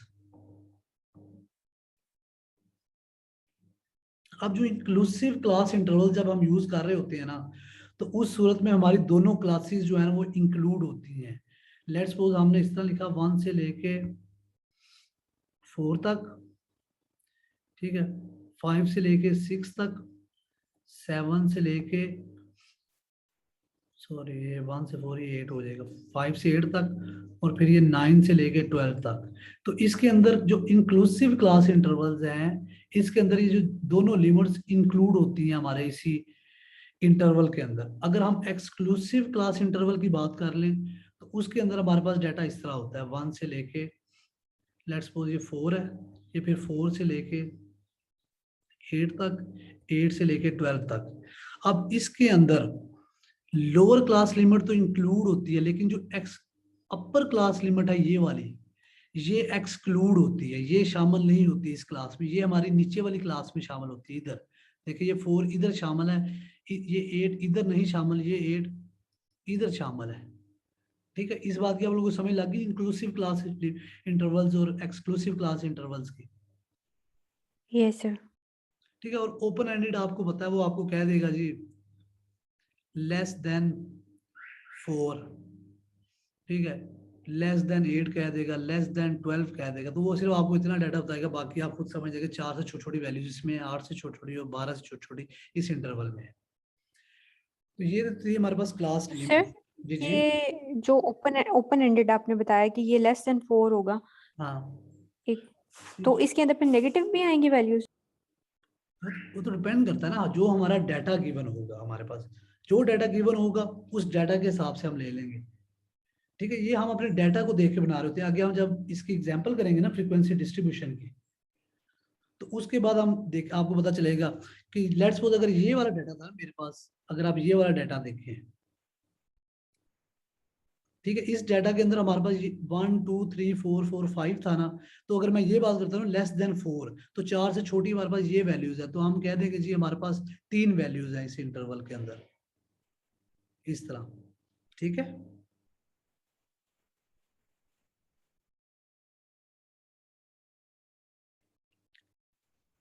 समझ आ गई या नहीं?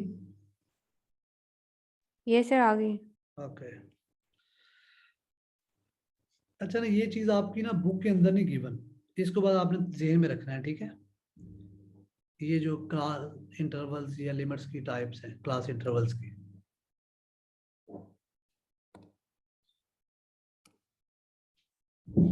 अब नेक्स्ट है हमारे पास क्लास बाउंड्रीज।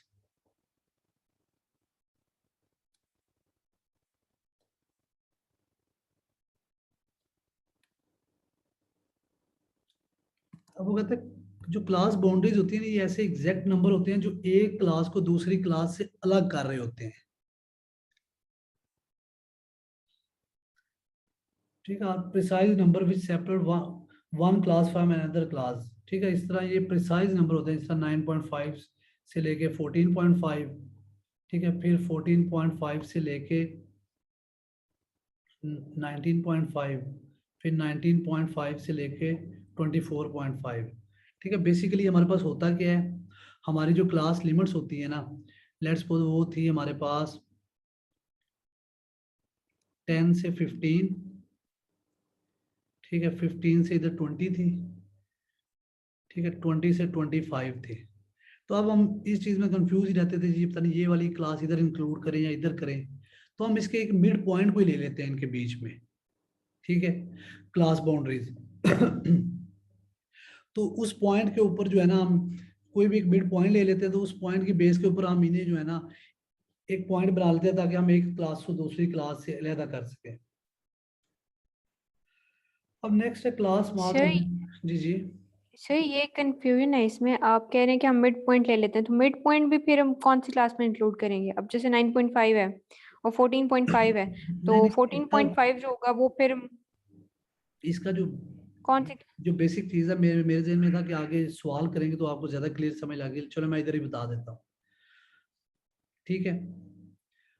हम जब इसे फाइंड कर रहे होते हैं, हम देख रहे होते हैं कि हमारी क्लासेस किस तरह की है, ठीक है। क्लासेस देखने के बाद हम उसको डिसाइड कर रहे होते हैं। लेट्स सपोज अगर ये थी ना, तो इसके लेट्स सपोज अगर इधर ये 14 है, 15 है, ये 19 है, ठीक है। इधर होगा फिर 20 से ये 24 तक, ठीक है। जब हमने क्लास बाउंड्री अपनी निकालनी है ना, वो इस तरह निकालनी है कि ये जो हमारा 15 है ना, जो सेकंड क्लास की लोअर लिमिट होगी, ठीक है, इसमें से हम माइनस करेंगे इससे ऊपर वाली जो क्लास है उसकी अपर लिमिट, उसको डिवाइड कर देंगे हम 2 के ऊपर, ठीक है। जब 2 के ऊपर डिवाइड करेंगे तो ये हमारे पास कितना बनेगा, 1 डिवाइडेड बाई 2 यानी कि 0.5,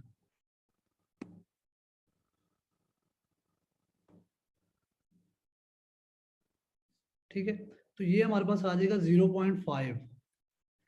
तो अब हमने क्या करना है, हमने ये जो 0.5 हमारे पास आया ना, इसे लेट्स सपोज आप डेल कह दे।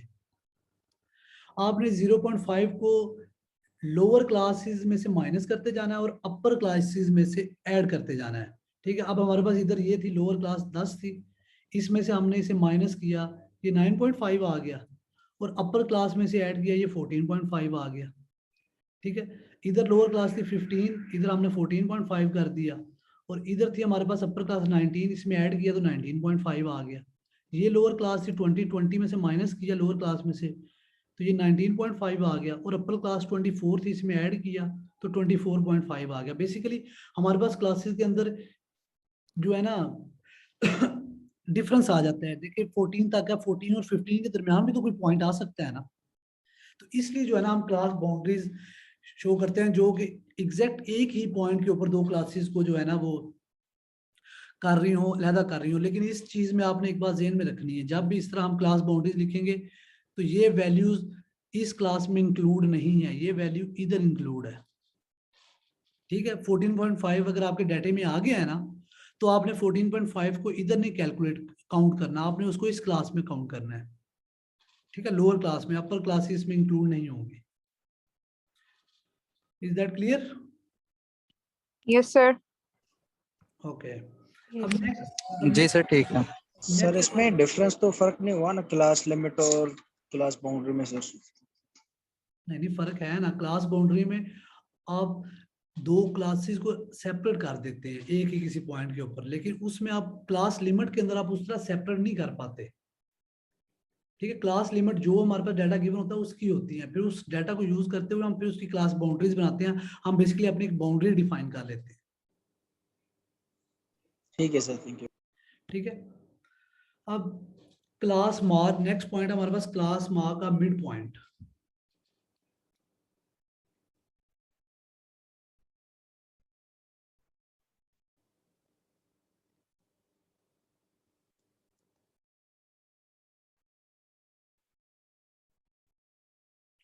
ठीक है, वो कहता है क्लास मार्क या मिड पॉइंट क्या होता है, ये डिवाइड करता ईच क्लास, जिस तरह इसके नाम ही ज़ाहिर है, ये मिड पॉइंट है ना उस क्लास का।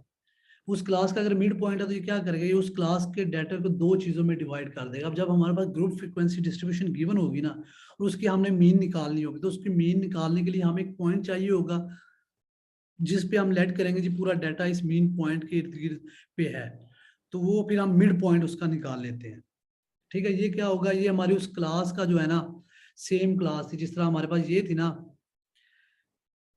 ठीक है, ये हमारे पास क्लास थी ना 10 से 14, तो इस क्लास का अगर हम मिड पॉइंट निकालेंगे ना तो वो कितना आएगा, 10 + 14 डिवाइडेड बाय 2। तो ये हमारे पास हो जाएगा 24/2, 12। तो 12 जो है मिड पॉइंट आ जाएगा इस क्लास का। इस तरह हम बाकी क्लासेस सबके मिड पॉइंट निकाल लेंगे। अब नेक्स्ट है क्लास विड्थ और इंटरवल।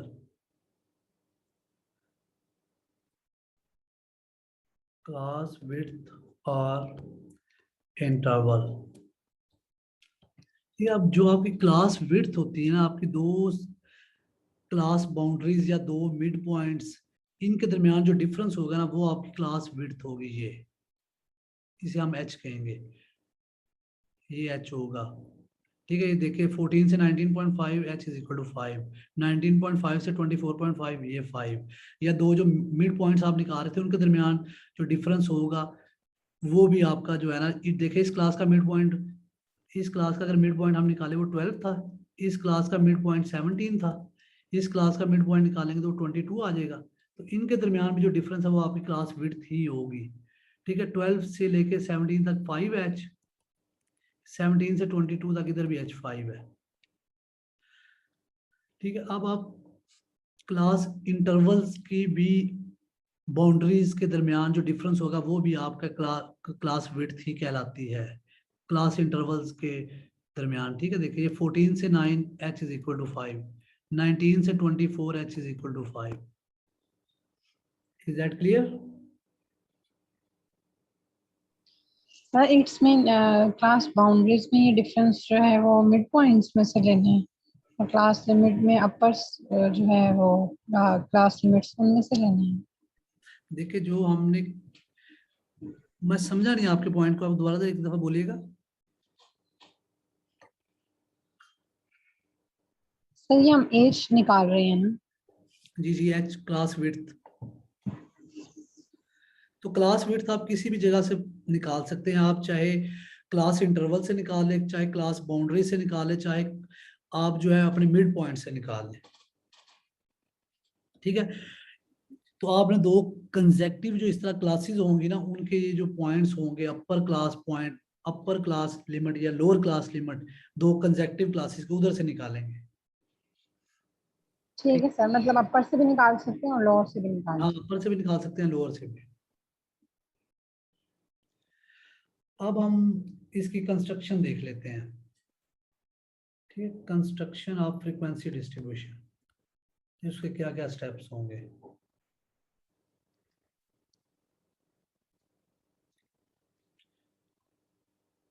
ठीक है, सबसे पहले आपने क्या करना है, जो भी आपको डाटा गिवन होगा। जी जी, सर मैंने पूछना था, ये आज क्लास 2 बजे तक एंड होगी जी 2 आज की? जी जी 2 बजे, 12 से 2 बजे। ठीक है सर। ठीक है, कंस्ट्रक्शन ऑफ फ्रीक्वेंसी डिस्ट्रीब्यूशन। ठीक है, फ्रीक्वेंसी डिस्ट्रीब्यूशन कंस्ट्रक्शन के हमारे कितने स्टेप्स हैं उनको हम देखते हैं। ठीक है, वो कहता है जब भी आपको कोई डाटा गिवन है, सबसे पहले आपने ये डिसाइड करना है कि हमारी क्लासेस कितनी होंगी। के नंबर ऑफ क्लासेस, या तो वो सवाल में बता देगा आप लोगों को जी इतनी क्लासेस बनानी है इसकी, तो दैट इज इनफ वेल। अगर वो आप लोगों को नहीं बताता क्लासेस के, तो फिर हमारे पास एक फार्मूला है, HA स्टर्जिस, इन्होंने एक फार्मूला दिया था number of classes find out करने का, कि K is equal to 1.33 log n।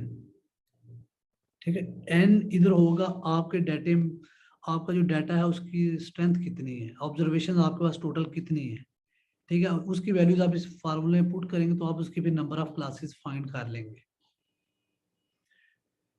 ठीक है, और वो वैसे कहता है एक जनरल रूल भी है, जो हमारी क्लासेस है ना वो 5 से कम नहीं होनी चाहिए, कि नॉट लेस देन 5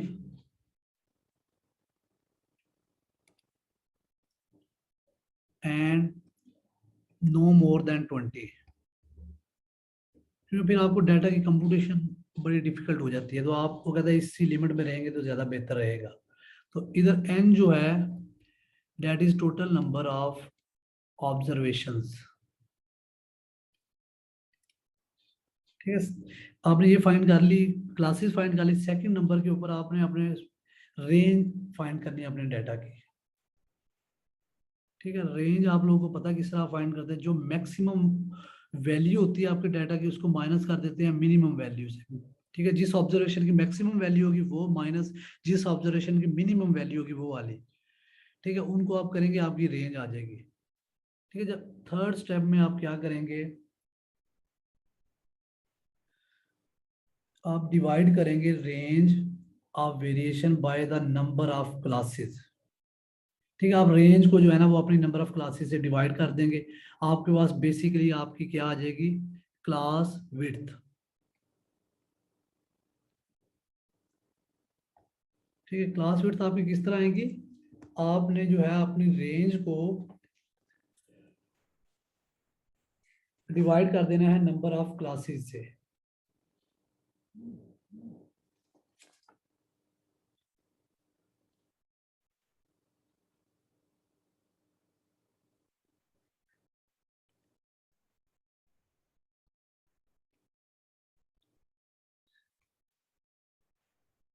ठीक है, नेक्स्ट है फोर्थ नंबर पे आपने क्या करना है, हमने उसके बाद देखना है कि हमने जो है ना क्लास मार्क्स या क्लास टैली आप कह लें। ठीक है, टैली कह लें, हम टैली देख लेंगे हम। नहीं, फोर्थ नंबर पे जब हम ये डिफाइन कर लेंगे, हम बताएंगे कि हमारा डाटा के अंदर जो है ना कहाँ कहाँ पे किस इंटरवल में कितनी कितनी वैल्यूज है, उसके अकॉर्डिंगली हम उसकी वैल्यूज फिल कर लेंगे। ठीक है, कि हम अपने डाटा की वैल्यूज फिल कर लेंगे। फिफ्थ नंबर के अंदर उसकी हम या टैली बना लें आप, अगर जरूरत है। ये आप स्टार्ट में सिर्फ टैली बनाएंगी, जब आप आगे जाएंगी थोड़ा सा फिर हमें इस टैली की जरूरत नहीं पड़ेगी। तो ये इस तरह बनेगा, तो आप फ्रीक्वेंसी डिस्ट्रीब्यूशन आपकी इन स्टेप्स को फॉलो करते हुए फिर बन जाएगी। अब हम एक एग्जांपल करते हैं ताकि आप लोगों को पता चले ये जो थ्योरेटिकल बातें हैं ये सारी हवा में तो नहीं हो रही थी, क्या ये कहीं यूज भी होती हैं। ठीक है, अगर आप लोगों के पास बुक है, बुक का पेज नंबर है 22, उसके ऊपर एग्जाम्पल नंबर है हमारे पास 2.2। ठीक है, एग्जाम्पल है 2.2 पेज 22 के ऊपर। वो कहता है make a group frequency distribution from the following data relating to weight recorded to the nearest gram of 60 apples picked out at random from a consignment। ठीक है, वो कहते हैं हमारे पास ये डाटा गिवन है, ठीक है, 60 एप्पल्स का किसी कंसाइनमेंट में से, तो इसकी जो है ना आप फ्रीक्वेंसी डिस्ट्रीब्यूशन हमें बना के दिखा दें। तो इसके लिए हमें क्या करना है, हमने जो भी डाटा हमारे पास गिवन है, हमने इसमें से सबसे पहले जो हमारे स्टेप्स थे, ठीक है, हमने सबसे पहले नंबर ऑफ क्लासेस डिफाइन करनी है। नंबर ऑफ क्लासेस वो किस तरह हम डिफाइन करेंगे। ठीक है, हमारे पास फार्मूला क्या था के का, 1 + इसका सर पेज नंबर क्या है? Page 22 for this example. ठीक है, आपका इसका फार्मूला था हमारे पास k is equal to 1 plus 3.3 log n। ठीक है, हम इस फार्मूले के अंदर जो है 1 प्लस 3.3 log n हमारे पास कितना है 60 है, टोटल 60 ऑब्जर्वेशन है। तो इसे हम कैलकुलेट कर लेंगे, हम देखते हैं जी कितनी क्लासेस हमारी बनती हैं। 1 प्लस 3.3 log 60, तो ये हमारे पास बन रहा था 6.87। तो ये 6.87 बन रही थी, तो हमारी क्लासेस कोई 6.87 तो नहीं हो सकती, जब वो 6 होंगी या 7 होंगी तो ये 5 से बड़ी वैल्यूज है, तो हम इसे कह देंगे जी हमारी जो क्लासेस है वो 7 होंगी। ठीक है, ये 7 क्लासेस होगी। अब इसके बाद सेकंड नंबर पे हमने क्या फाइंड करनी थी, क्लासेस हम आ गई हमारे पास 7। अब हमने रेंज फाइंड करनी है। अब हमने कहा था maximum value minus minimum value. अब हम देखेंगे हमारे डाटा के अंदर मैक्सिमम वैल्यू क्या है। ठीक है, हमारे डाटा के अंदर मैक्सिमम जो वैल्यू है वो 204 है, और मिनिमम वैल्यू क्या है, मिनिमम वैल्यू है 68। तो इसे माइनस करेंगे, ये आ जाएगा 136। तो हमारे पास रेंज भी आ गई, क्लासेस भी आ गई, रेंज भी आ गई। थर्ड चीज हमने क्या करनी थी, क्लास विड्थ फाइंड करनी थी।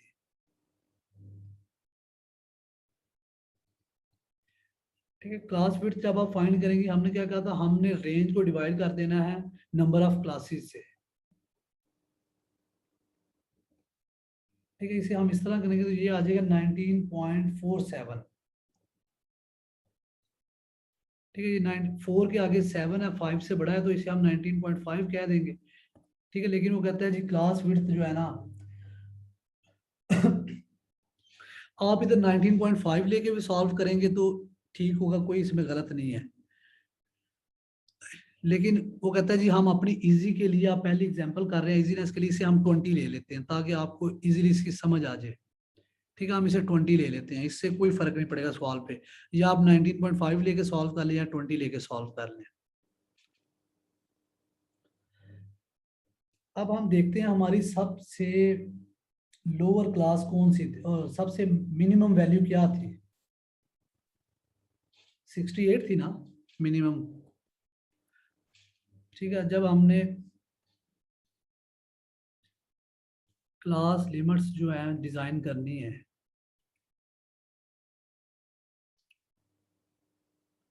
तो हमारे पास जो लोएस्ट लिमिट थी 68 थी। आप देखिए उसने बुक के अंदर 65 से शुरू किया हुआ है, लेकिन हमारी लोएस्ट लिमिट है 68।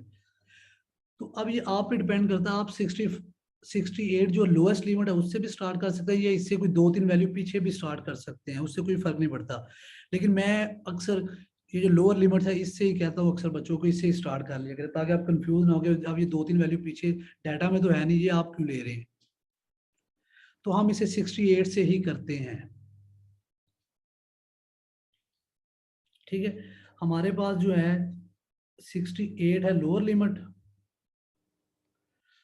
अब हम इसके अंदर ऐड करेंगे नेक्स्ट लिमिट तक जाने के लिए जो है 20।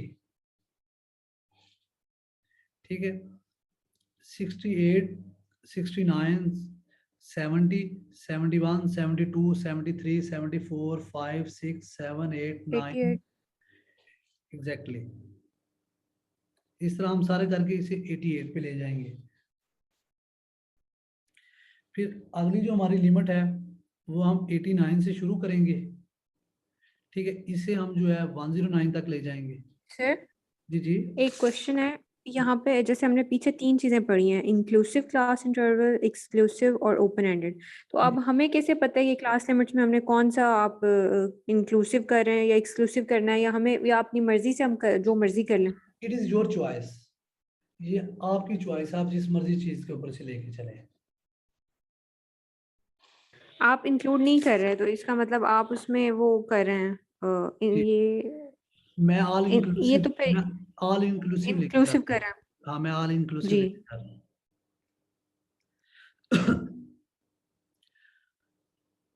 ये 109 आ गया, अब इधर 110 से लेके 120 तक आ गया,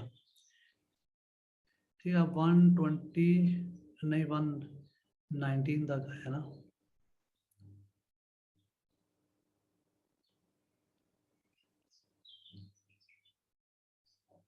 नहीं 60 से 89 से ये 108 तक आएगा। अब ये 109 से लेके 128 तक आएगा, ठीक है। ये अब 129 से लेके 148 तक आएगा। अब ये 149 से लेके 168 तक आएगा। अब ये जो है हमारे पास 169 से लेके 188 तक आएगा, ठीक है। अब ये 189 से लेके हमारे पास 208 तक आएगा। अब देखिए हमारी 7 ही लिमिट्स बनी है, 1 2 3 4 5 6 7, हमारी 7 ही क्लास लिमिट्स बन गई हैं। अब हमने देखना है इसके अंदर डाटा हम पुट करेंगे, ठीक है। जो हमारा डाटा है इनके अंदर हम पुट कर लेते हैं, ठीक है। अब हमारी वो कहता है जी सर जी जी ये जो 169 है ना, इसके ये 189 नहीं आएगा? नहीं, इसमें हम बेसिकली 169 से बेसिकली हमने कहा था हमने अपना एच रखना है 20। अगर हम करेंगे हमारा उस तरह एच 20 नहीं आएगा। हमने अपना एच ऊपर फाइंड किया, हमारा एच 20 है, तो हमने इसलिए डिफरेंस इस तरह रखना है कि हमारा एच 20 आए हर क्लास के अंदर, ठीक है। तो सर कंजेक्टिव क्लासेस के अंदर हमारा जो क्लास विड्थ है वो 20 आए, ठीक है। इसलिए मैंने जो 89 से 108 तक गया, फिर 109 से 128 तक गया। या इसमें आप एक और भी काम कर सकते हैं, अगर आप इसको और आसान तरीके से करना है ना, आप पहली क्लास लिख लें, ठीक है। पहली क्लास आप लिख लें, लेट्स सपोज आपने लिखी 68 से लेके, ठीक है। आप 60 सर मैं ये देखे ना, 169 और 188 का डिफरेंस जो है ना, वो 19 का बन रहा है, 20 का नहीं बन रहा। इसमें सर वो नंबर वो लोअर लिमिट भी तो काउंट नहीं, करेंगे ना, तो तभी 20 हो जाएगा। आप कौन सी हमने ऊपर सर मैं ये इस 6 वाले की बात करें, 6 रो में जाएं, 6 रो में जी जी देखें 169 और 188 है, ठीक है। ऊपर हम 20 का डिफरेंस लेते आ रहे हैं, तो 169 में अगर आप 20 का डिफरेंस लें तो 189 बनता है। नहीं नहीं, आपने ये डिफरेंस नहीं देखना, आपने जो डिफरेंस देखना है आपने दो क्लासेस का देखना है, ठीक है। ये 108 से 128 तक 20 आ रहा है या नहीं, 128 से 148 तक 20 आ रहा है या नहीं, आपने सिर्फ ये डिफरेंस देखना है, ठीक। ठीक है। चलो हम इसको एक और तरीके से मैं आपको बताता हूँ इसको, ठीक है। आपने किया 68 से लेके, अगर हम इसके अंदर लेट्स सपोज पहली क्लास है, आप इसमें 20 ऐड कर दें, ठीक है। 68 भी शामिल है, 69 70 71 72 73 74 5 6 7 8 9 10 11 12 13 नहीं, अच्छा मतलब ये हो गया हमारे पास 12 और 8। तो ये अगर इसके अंदर हम 28 ऐड करें, 68 इंक्लूडेड है इसके अंदर, तो फिर ये हो जाएगा हमारे पास 87 तक, ये 88 तक नहीं होगा, ठीक है। अगर 68 इंक्लूडेड हो, देखें आप 68 69 70 71 72 73 74 75 76 77 78 79 80 81 82 सर एक में 83। सर मैं आप आपको 68 में आपने 20 ऐड कर, मैंने कहा 68 इंक्लूडेड है, सिर्फ ये डिफरेंस आप लोगों को बताना चाह रहा हूँ कि आप कंफ्यूज ना इसमें हो। ये देखिए अब आप इन वैल्यूज को कैलकुलेट कीजिएगा, क्योंकि ये बड़ा अहम कंसेप्ट है और बच्चे इधर कंफ्यूज हो जाते हैं कौन सी चीज इंक्लूडेड है कौन सी नहीं।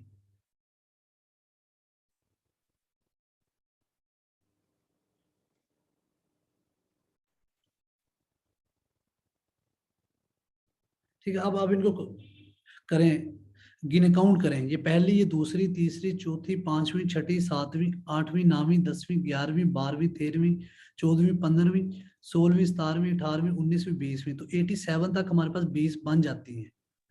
तो हमने इसे 68 से 87 तक लेके जाना है। आगे मेरे ख्याल में किसी बच्चे ने 88 बोल दिया तो मैंने भी ऊपर 88 लिख दिया।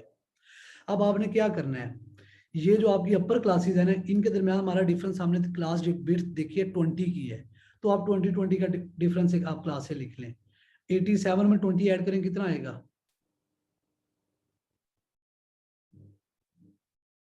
107।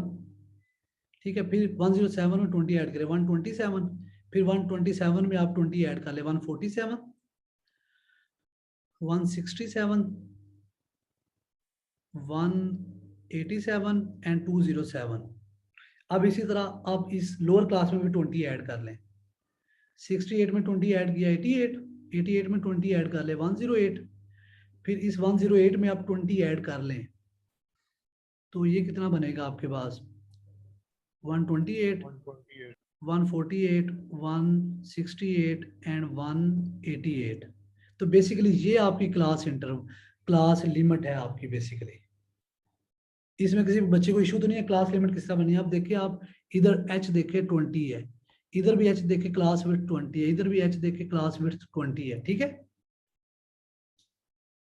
अब अगर हम इसकी फाइंड आउट करें कि हमारे पास इसकी वैल्यूज क्या है डाटा के अंदर, आप देखिए ये जो हमारा इंटरवल है 68 से 87 तक, ठीक है, 87 तक हमारे पास कितनी वैल्यूज है जो इस इंटरवल के अंदर लाई कर रही हैं। ठीक है, आप देखिए आपके पास एक 76 है, एक 82 है, एक 70 है, फिर 68 है, फिर 84 है, 78 है। तो जितनी है टोटल वैल्यूज आपके पास इस इंटरवल के अंदर लाई कर रही है ना, उसको हमने इधर फ्रीक्वेंसी का नाम देके लिख देना है। जिधर हमारे पास 9 एंट्रीज जो है ना लाई कर रही है, तो हम इसका मतलब है हमारे पास फ्रीक्वेंसी क्या शो करा रही है, हमारे पास इस क्लास इंटरवल के अंदर 9 जो है ऑब्जर्वेशंस हैं। Is that clear?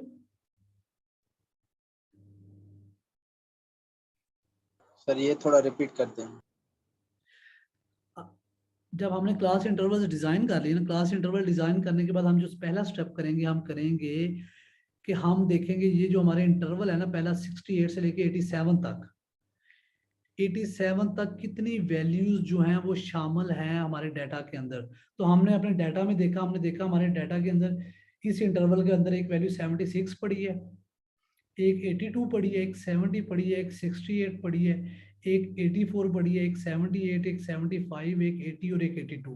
तो जब हमने इन सब को टोटल किया तो हमने देखा ये 9 एंट्रीज हमारे पास इस इंटरवल की हमारे पास डाटा के अंदर पड़ी हैं। तो हम कह देंगे जी इस इंटरवल की फ्रीक्वेंसी है वो 9 है। ठीक है सर, समझ गया।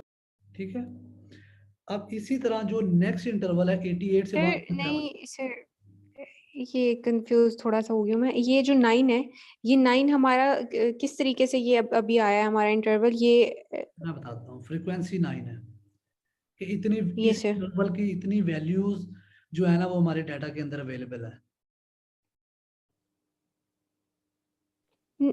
मैं आपको एक मिनट बताता हूँ, मैं जरा इन्हें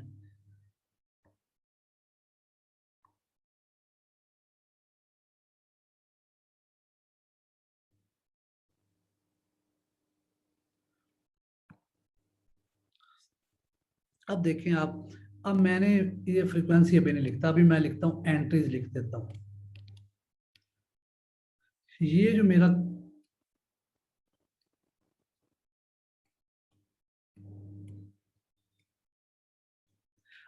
ठीक है, मैंने एंट्रीज लिख दी। ठीक है, इधर आगे गई मैं फ्रीक्वेंसी लिख देता हूँ।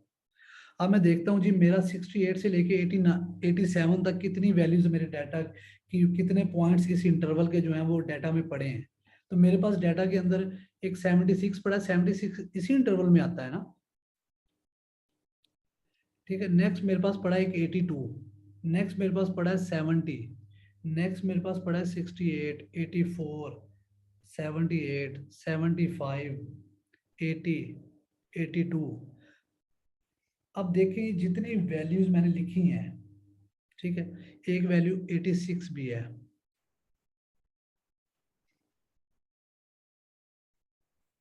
ठीक है, अब ये देखें, ये मैंने जितनी वैल्यूज लिखी इनको आप काउंट कर लें, 1 2 3 4 5 6 7 8 9 10। तो ये कितनी फ्रीक्वेंसी होगी? 10 होगी।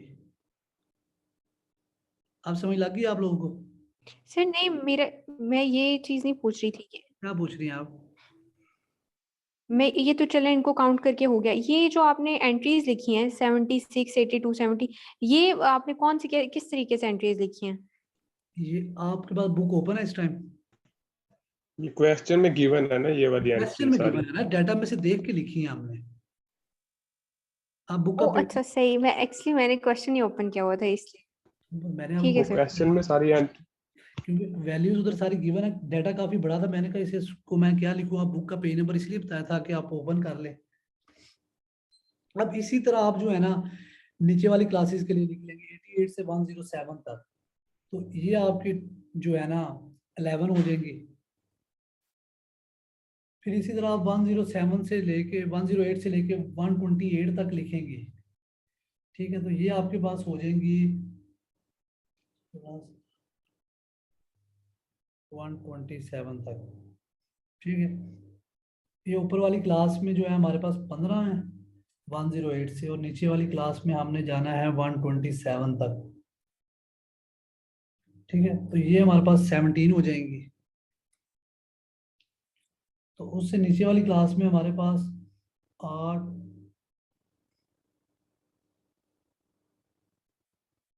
128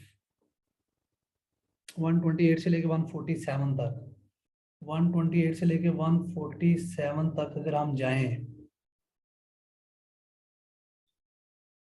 तो ये हमारे पास 8 हो जाएंगी। इसी तरह 148 से 167 तक अगर हम जाएं तो ये हमारे पास 5 हो जाएंगी। और इसी तरह हम जब लास्ट क्लास में देखेंगे, ये सेकंड लास्ट जो क्लास है 168 से लेके 187 तक, तो ये हमारे पास 5 हो जाएंगी। और इसी तरह जब हम लास्ट क्लास में देखेंगे 188 से लेके 204 तक, ठीक है, सॉरी ये जो है ना ये ज्यादा होंगी, सर पिछली वाली में 6 होंगे मेरा ख्याल है। 6 होंगे। तो ये 3 इधर आ जाएंगे। तो आप इन सबको सम करें, 6 + 3 9, 9 + 5 14 + 8 22, 22 में आप 10 ऐड कर लें 32, 32 में आप 70 ऐड करेंगे तो ये 49 हो जाएगा। 49 में 11 ऐड करेंगे तो टोटल 60 होंगे ऑब्जर्वेशन। तो उसने सवाल के अंदर भी आपको शुरू में बताया था कि आपकी जो है टोटल 60 ऑब्जर्वेशंस है, और आपकी फ्रीक्वेंसी भी टोटल 60 आएगी। अगर ये 60 नहीं आई तो इसका मतलब आपने कोई ऑब्जर्वेशन कहीं पे मिस की है, तो इसको आपने दोबारा देख लेना है। ठीक है, अब ये इस तरह फ्रीक्वेंसी डिस्ट्रीब्यूशन बनाने में तो किसी को कोई इशू नहीं है। No sir. सर जब हमने बनानी होती है तो इसके अंदर हमने एंट्रीज लिखनी होती है जिस तरह इन्होंने बुक में लिखी है? नहीं, ये सिर्फ अभी इस वक्त के लिए आपको समझाने के लिए लिखी हुई है, वैसे आपने नहीं बनानी है। सिंपल क्लास इंटरवल लिखना है, ठीक है, क्लास बाउंड्रीज वगैरह लिखनी है वो, या फ्रीक्वेंसी सिंपल लिखनी है, आपने नहीं इस तरह बनानी। ठीक है सर। ठीक है सर जो स्टार्ट में के की वैल्यू फाइंड की थी इसमें मुझे कंफ्यूजन है। एक मिनट ठहरे, मैं आपको बताता हूँ क्या कंफ्यूजन है इसमें आपको। सर ये कैसे फाइंड किया, मतलब ये बुक में नहीं गिवन तो मुझे समझ नहीं आ रही थी। आपने जो है ना एन आपको ये total- फॉर्मूला है इसका? ये फार्मूला है, ये मैं ऊपर भी आपको बता के आया हूँ ना, Sturges formula, okay class limits find करने के लिए कितनी क्लासेस हमारे पास होनी चाहिए। ठीक है, नंबर ऑफ क्लासेस। ओके तो ये n हमारे पास नंबर ऑफ ऑब्जर्वेशंस है, तो ये मैंने इधर 60 जी sir got it, thank you. Okay. अच्छा, अब नेक्स्ट है मेरे पास एक और सवाल है, अगर हम उसे देखें। ठीक है, ये आप कर लें एग्जाम्पल 2.3 देखें आप, नहीं बल्कि हाँ 2.3 देखें, इसमें आपको जरा कंप्लीट आपको आइडिया हो जाएगा। ठीक है, वो कहता है कि 2.3 example given below are the mean annual death per 1000 at age 20 to 65 in each of the 88 occupational groups. ठीक है, एनुअल डेथ रेट्स पर 1000 उसने गिवन है हमारे पास 20 से लेकर 65 साल की एजेस के दरमियान। ठीक है, 88 ऑक्यूपेशनल ग्रुप्स उसने बता दिए हैं। हमें। ठीक है, ये डाटा है, तो हम सबसे पहले क्या करेंगे, नंबर ऑफ क्लासेस देख लेंगे। ठीक है, आप के अंदर वैल्यू पुट कर दे 1 प्लस लॉग, तो 3.3 लॉग 88। तो इसे आप कैलकुलेटर से सॉल्व कर लेंगे, 1.3.3 लॉग 88, तो ये आपके पास आ जाएगा 7.42। अच्छा सर, इसमें पिछले क्वेश्चन में टेली वगैरह और क्लास बाउंड्रीज जो उसने लिखा है सॉल्यूशन में, वो हम लिखेंगे या नहीं? नहीं यार, उसकी हमें जरूरत नहीं है, वो बिल्कुल बेसिक चीजें हैं, टैली वगैरह लिखने की जरूरत नहीं है। ये वही है ना, आप एंट्रीज ना लिख ले, आप टैलीज लिख दे। ठीक है, ये जो हमने इधर एंट्रीज लिखी थी ना, आप टैलीज लिख दे। जिस तरह ये एक वैल्यू 76 है, एक 82 है, एक 70 है, एक 68 है। ठीक है, उसके बाद एक वैल्यू 84 है, इस तरह कर देंगे हम। फिर हम देखेंगे जी एक 78 है, एक 75 है, एक 80 है, एक 82 है, एक 86 है। तो ये सिंपल काउंट करने के लिए उसने टैली बनाई है, इसकी सवालों में हमें जरूरत नहीं होती। ठीक है, अच्छा, हम ठीक है सर। उन चीजों पर ज्यादा फोकस करना जो हमारे सवालों के लिए ज्यादा अहम हो। ठीक है, अब ये हमने इसकी निकाल लिया, उसके बाद हम इसका क्लास नंबर ऑफ क्लासेस भी आ गई।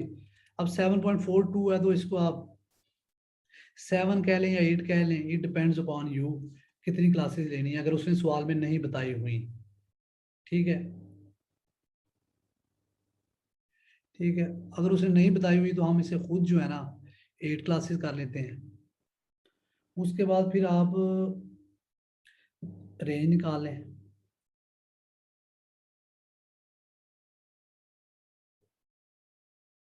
रेंज हमारी कितनी है, हाईएस्ट वैल्यू है 14 और लोएस्ट वैल्यू 3.9, तो ये 10.1 आ जाएगी। अब हमने क्या करना है, क्लास विड्थ निकाल लेनी है। इस 10.1 को डिवाइड कर देना है 8 के ऊपर। ठीक है, इसे डिवाइड करेंगे हम 8 पे, तो ये क्या आ जाएगा,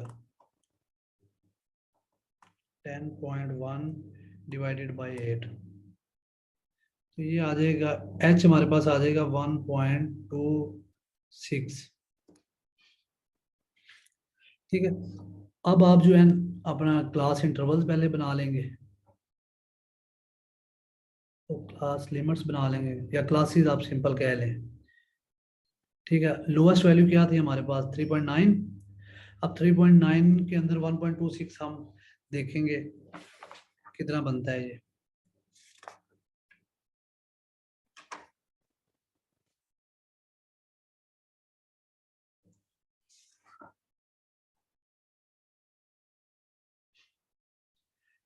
थ्री पॉइंट नाइन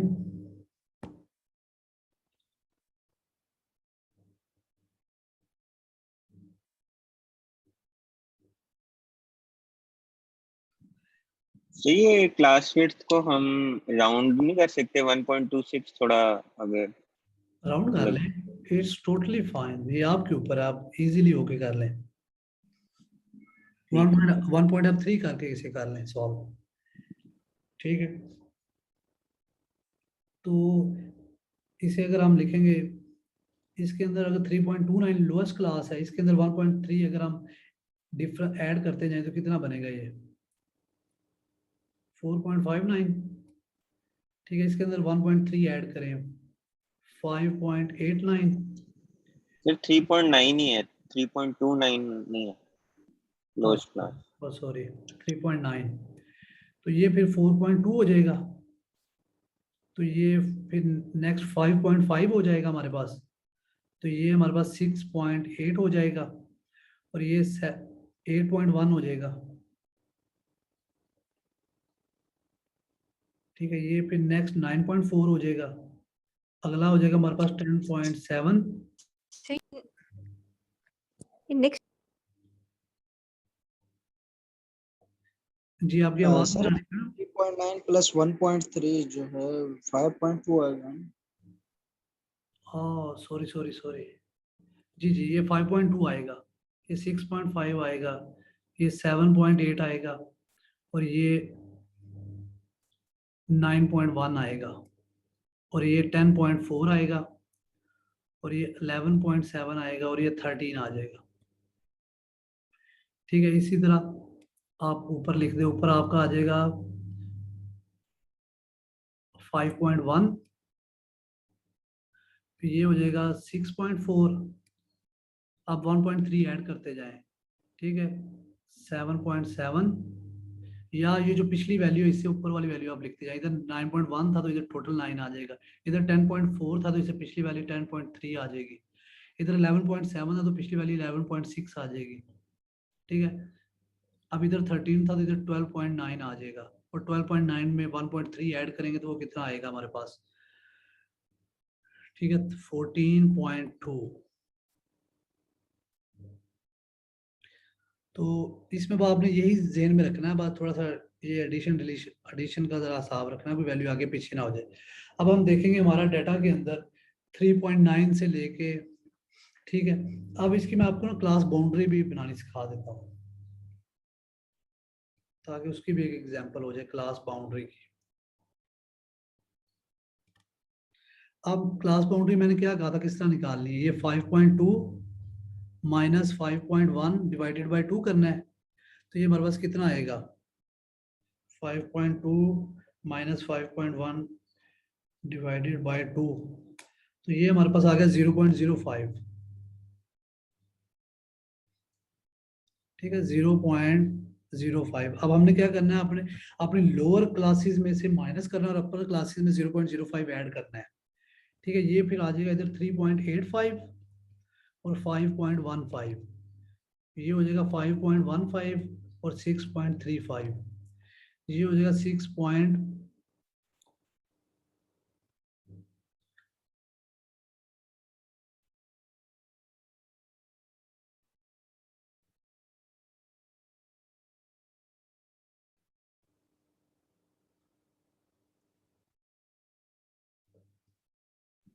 सर 6.45 होगा और फिर ऊपर वाले में। ओके ओके, हाँ इधर भी अगली ये हमारे पास ये आ जाएगी, फिर इसमें 7.7 के अंदर हम ऐड करेंगे तो ये हो जाएगा 7.75। अब ये 7.75 और अगला हो जाएगा 9 है तो 9.05 हो जाएगा, ये इसमें से माइनस करेंगे 9.05 और ये 10.35, ये भी 10.35 और 11.65, ठीक है ये 11.65 और 12.95, और ये हमारे पास हो जाएगा 12.95 और 14.25। अब ये किसी को क्लास बाउंड्री फाइंड करने में इशू तो नहीं है? No sir. ओके ठीक है, अब क्लास बाउंड्रीज भी आ गई। अब हमने क्या करना है, हमने टोटल इधर फ्रीक्वेंसी लिख देनी है। हम देखेंगे हमारी क्लासेस 3.9 से लेके 3.85 से लेके 5.15 तक कितनी वैल्यूज क्लास बाउंड्रीज जो है वो इस में फॉल कर रही है, तो वो वैल्यूज हम सारी काउंट करके इधर लिख देंगे। तो इसी तरह सारी वैल्यूज हम काउंट करके लिखते जाएंगे और एंड में टोटल सम कर देंगे, तो इस तरह हमारी फ्रीक्वेंसी डिस्ट्रीब्यूशन बन जाएगी। ठीक है, इस तरह आप एग्जाम्पल 2.5 देखें। सर इसमें एक क्वेश्चन है कि जो क्लास बाउंड्री है, जैसे फर्स्ट क्लास की है अपर बाउंड्री है 5.15 और सेकंड क्लास की है लोअर बाउंड्री 5.15, तो 5.15 अगर वैल्यू आता है डेटा में तो वो सेकंड क्लास में रखेंगे या फर्स्ट में? देखिए मैं आपको पहले ही बता के आया था, अगर इस तरह की वैल्यू आएगी तो हम सेकंड क्लास में रखेंगे। चलिए ठीक है सर। ठीक है,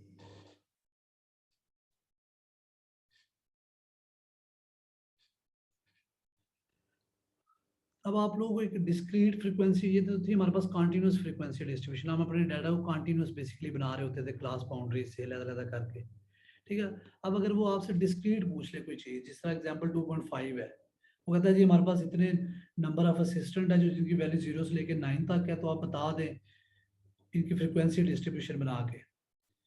तो आपने क्या करना है, आपने इसमें सिंपल नंबर ऑफ असिस्टेंट लिख देने हैं, कितनी फर्म्स के पास कितने नंबर ऑफ असिस्टेंट्स हैं हमारे पास। ठीक है, 0 कितनी फर्म्स के पास है, 1 कितनी के पास है, 2 3 4 5, ठीक है 6 7 8 और 9। ठीक है, और फिर आप इसकी टैली लिखने की जरूरत नहीं है, टोटल। ठीक है, फ्रीक्वेंसी आप लिखें सीधी। ठीक है, वो कहता है 3 फर्में ऐसी है जिनके पास नंबर ऑफ असिस्टेंट 0। आप देखें 0 हमारे पे डाटा में सिर्फ 3 होंगे, 1 2 ठीक है, पहली लाइन में 2, दूसरी लाइन में 1 0 है, तो ये 3 होंगे।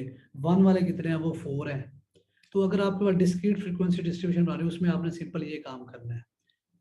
ठीक है, आपने टोटल अपनी वैल्यू जो है, नंबर ऑफ सिस्टम जो चीज गिवन होगी वो कितनी है टोटल, और फिर उनकी फ्रीक्वेंसी देख लेनी है कितनी है।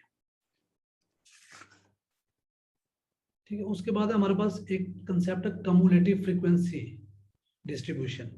जब हमने कम्युलेटिव फ्रीक्वेंसी डिस्ट्रीब्यूशन बनानी है ना,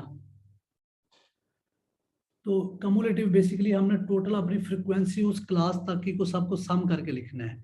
लेट्स सपोज ये हमने फ्रीक्वेंसी बनाई थी ना एग्जांपल 2.2 में, अगर मैं इसकी कम्युलेटिव फ्रीक्वेंसी बनानी है ना, कम्युलेटिव फ्रीक्वेंसी बेसिकली होती है कि उस क्लास तक जो टोटल फ्रीक्वेंसी हो चुकी है सिर्फ वो। ठीक है, ये है कम्युलेटिव फ्रीक्वेंसी। तो देखिए पहली क्लास में तो अभी तक तो टोटल फ्रीक्वेंसी है ही 10 थी। ठीक है, जब हमने इस क्लास के लिए लिखना है, हमने क्या करना है, इधर तक के लिए फ्रीक्वेंसी लिखनी है टोटल सम करके 10 + 11 21। ठीक है, जब हमने इस क्लास के लिए कम्युलेटिव फ्रीक्वेंसी लिखनी है, तो हमने इधर इस क्लास तक के लिए सारी फ्रीक्वेंसीज ऐड करके लिखना है। ठीक है, 10 + 11 21, 21 + 17 ये 38 हो जाएगा। ठीक है, जब हमने ये अगली क्लास के लिए लिखनी है कम्युलेटिव फ्रीक्वेंसी, तो हमने इधर तक के लिए लिखनी है। 38 + 8 कितना हो गया, 46।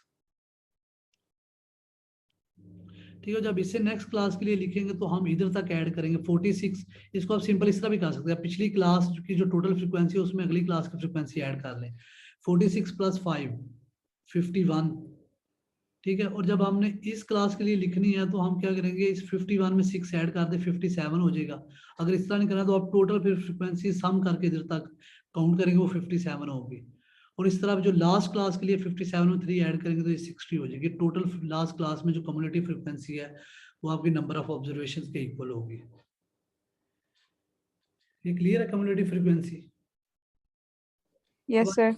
आगे एक छोटा सा Yes, sir. कंसेप्ट है स्टेम एंड लीफ डिस्प्ले। वो कहता है कि हम जब फ्रीक्वेंसी डिस्ट्रीब्यूशन यूज करते हैं तो हम इंडिविजुअल जो ऑब्जर्वेशन है ना, उसकी वर्थ जो है ना वो हम खत्म कर देते हैं। ठीक है, उसको हम एक ग्रुप में हम डाल देते हैं, तो लेकिन उससे नुकसान क्या होता है, जो हमारी इंडिविजुअल क्वांटिटी की वर्थ है ना वो लॉस्ट हो जाती है। तो कहता है जी इसको खत्म करने के लिए हमारे पास है स्टेम एंड लीफ डिस्प्ले। हमारे पास एक स्टेम होती है, एक हमारे पास लीफ होती है। हम क्या करते हैं जो हमारी कोई भी डिजिट है, ठीक है, अगर तो लीडिंग डिजिट है ना उसको हम स्टेम कह देते हैं, और जो हमारे पास रिमेनिंग उस डिजिट का पार्ट होगा, रिमेनिंग पार्ट ऑफ डिजिट, वो हमारे पास लीफ होगा। लेट्स सपोज अब मेरे पास 243 है ना, जिसका लीडिंग डिजिट है 2, तो मैं कह दूंगा 2 जो है ना वो स्टेम है और 43 जो है ना वो लीफ है। या मेरी मर्जी है, मैं इसको अगर मेरे पास ज्यादा वैल्यूज है, ये इस तरह 24 30 हो जाए तो वैल्यू 1000 में चली गई, तो मैं कहूंगा ये जो 24 है ना इसको मैं ले लेता हूँ स्टेम लीडिंग डिजिट, और ये जो 30 है ये मेरे पास जो है ना लीफ है। कि मतलब इसमें मैंने 2 डिजिट जो है ना वो लीडिंग ले ली है, इसमें मैंने सिंगल डिजिट लिया था क्योंकि ऑब्जर्वेशन छोटी थी। अब वो कहते हैं इसका फायदा ये होता है, इसमें डाटा आपको ना एक ऑर्डर में मिल जाता है, तो इसको एरेज के अंदर हम यूज कर सकते हैं। अगर आप एग्जांपल 2.7 ओपन करें पेज 27 के ऊपर, ठीक है, एग्जांपल 2.7 वो कहता है अगर हमने इसका, वो कहता है construct a stem and leaf display from the data and list the data in the array. ठीक है, हम क्या करते हैं, हम एक एरे बना लेते हैं, हम डाटा को लिस्ट कर लेते हैं। अब देखिए हमारे पास 2 डिजिट है, तो एक हमारा स्टेम होगा एक लीफ होगा। हम इधर लिख देंगे स्टेम, इधर हम लिख देंगे लीफ। ठीक है, अब देखिए हमारा डाटा कहाँ से शुरू हो रहा है, 18 भी है, तो हम जो स्टेम वाले डिजिट है वो सबसे पहले लिख लेते हैं। 1 है भी है हमारे पास, ठीक है, 2 वाले लीडिंग डिजिट वाला डाटा भी है, 3 वाले लीडिंग डिजिट वाला डाटा भी है, 4 वाला भी है, 5 भी है, 6 भी है और 7 भी है। तो नेक्स्ट हम क्या करेंगे, हम इनके लीव्स लिख देंगे। ठीक है, हम देखेंगे कि जी 1 लीडिंग डिजिट के साथ और हमारे पास लीव्स कितने हैं। देखिए हमारे पास डाटा में एक 12 भी है और 18 भी है, तो हम क्या करेंगे, हम उसके लीफ लिख देंगे 2 और 8। ठीक है, अब 20 वाले डिजिट के साथ, 2 वाले डिजिट के साथ और लीडिंग डिजिट जिनका 2 है उसके साथ और कितने रिमेनिंग पार्ट्स वाला है, तो हमारे पास एक 27 है, 26 है, 29 है। तो हम क्या करेंगे, ये 6 लिख देंगे, 7 लिख देंगे और 9 लिख देंगे। ठीक है, अब जो 3 लीडिंग डिजिट है उसके साथ हमारे पास डाटा में 30 भी है, 31 भी है, 35 भी, 37 भी और 39 भी। तो हम इस तरह लिख देंगे रिमेनिंग डिजिट 3 के साथ 0 1 5 7 9 एंड सो ऑन फॉर 4। ठीक है, 4 के साथ भी हमारे पास 40 है, 42 है, 43 है, 48 है, 48 है, 49 है। तो हम क्या करेंगे, 0 40 के लिए, 42 के लिए 2, ठीक है, 43 के लिए 3, 48 2 दफ़ा है तो हम 8 2 दफ़ा लिख देंगे, फिर 49। ठीक है, नेक्स्ट 5 वाला जो डिजिट है उनके लिए भी हम इस तरह डाटा लिख देंगे। इसका फायदा भाई ये है कि डाटा आपको एक अरेंजमेंट के अंदर मिल जाता है, आप डाटा को इजीली प्रेडिक्ट कर सकते हैं कि हमारे पास क्या क्या डाटा किस तरह है। तो मेरे ख्याल में आज का लेक्चर कोई इतना मुश्किल नहीं होगा आप लोगों के लिए, ये मुश्किल था। नहीं सर, इसमें तो सर नहीं, मुझे तो तकरीबन सारा ही आता था इसमें से, बस ये स्टेम और लीफ कुछ नया था, बाकी आता ही। जी सर आसान था। और किसी को अभी तक सर? कोई हो? जी बोले सर चैप्टर नंबर 2 में से जो एग्जांपल्स वगैरह करनी है वो आप खुद बता देंगे? जी वो मैं आपको अभी बताने लगा था ना कि आप लोगों के लिए असाइनमेंट है जो आपने ठीक। असाइनमेंट करके मुझे दिखानी है। या इसके अंदर आपने क्या करना, आपने जो बुक की एग्जांपल्स है ना, एग्जांपल 2.2 से लेके आपने एग्जांपल 2.8 तक करनी है। 2.2 एग्जांपल 2.2 से 2.8 यानी 2.3 4 5 6 7 8 ये आपने करनी है। ठीक है, उसके बाद आपको मैं एक एंड प्रॉब्लम का भी सवाल बताता हूँ, एक वो भी आप कीजिएगा।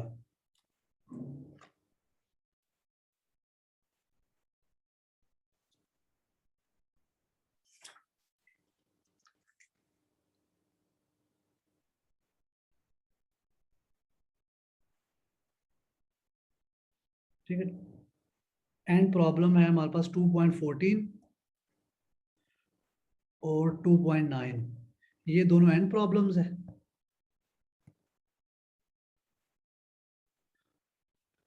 और ये जो है ये आपकी बुक की एग्जांपल्स हैं। अब इसमें आपने करना क्या है तैयार करने में आप लोग अपने नोट्स भी साथ साथ बनाते जाइएगा। ठीक है, थ्योरी के नोट्स, क्योंकि आपको पता है हमारी 40 से 50% थ्योरी भी आती है पेपर के अंदर, तो आप थ्योरी के नोट्स भी अपने साथ साथ बनाते जाएं और साथ जो है एग्जाम्पल और एंड प्रॉब्लम्स भी आप इसकी करें। लेकिन इस चैप्टर में सिर्फ आपने थ्योरी के नोट्स बनाने हैं, ये जो एग्जाम्पल मैंने किए सिर्फ इनको सॉल्व करना है, बाकी एंड प्रॉब्लम्स करने की जरूरत नहीं है। वो एक एंड प्रॉब्लम और करनी है, वो मैं आपको बताऊंगा जब अब नेक्स्ट लेक्चर में।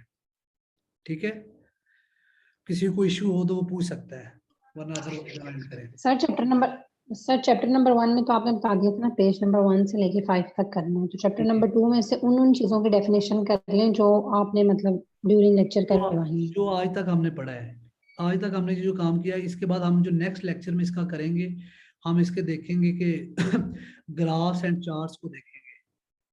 ठीक है, कि ग्राफ्स क्या होते हैं, चार्ट्स क्या होते हैं, आगे इनमें different bar chart, component bar chart, multiple bar chart, pie chart. ठीक है, उसके बाद फिर हमारे वो ग्राफ्स होंगे वो देखेंगे, तो वो ये हम नेक्स्ट लेक्चर में करेंगे। अभी तक आपने इस चैप्टर में इधर तक की थ्योरी करनी है। ठीक है, ओके सर। और किसी को इशू हो तो वो पूछ सकता है। सर क्लास की टाइमिंग कल 12 बजे होगी ना सर ने, आज लिंक जो है ना 11:30 शेयर कर दिया था इसलिए। और नहीं, वो मुझे असल में गलती से 11:30 हो गया था, ये क्लासेस का टाइम आपका 12 से 2 ही होगा। ठीक। ठीक है, चले ठीक सर है। ये एक्सरसाइज में से 2 क्वेश्चंस है ना, 2.14 और 2.9? जी एंड प्रॉब्लम्स के 2 क्वेश्चन है, 2.9 एंड 2.14। ठीक है सर, थैंक यू। ये काम ना चैप्टर 1 के लिए आपने सिर्फ उसकी थ्योरी तैयार करनी है। ठीक है, उसकी थ्योरी के अपने नोट्स आपने बनाने हैं। Yes sir.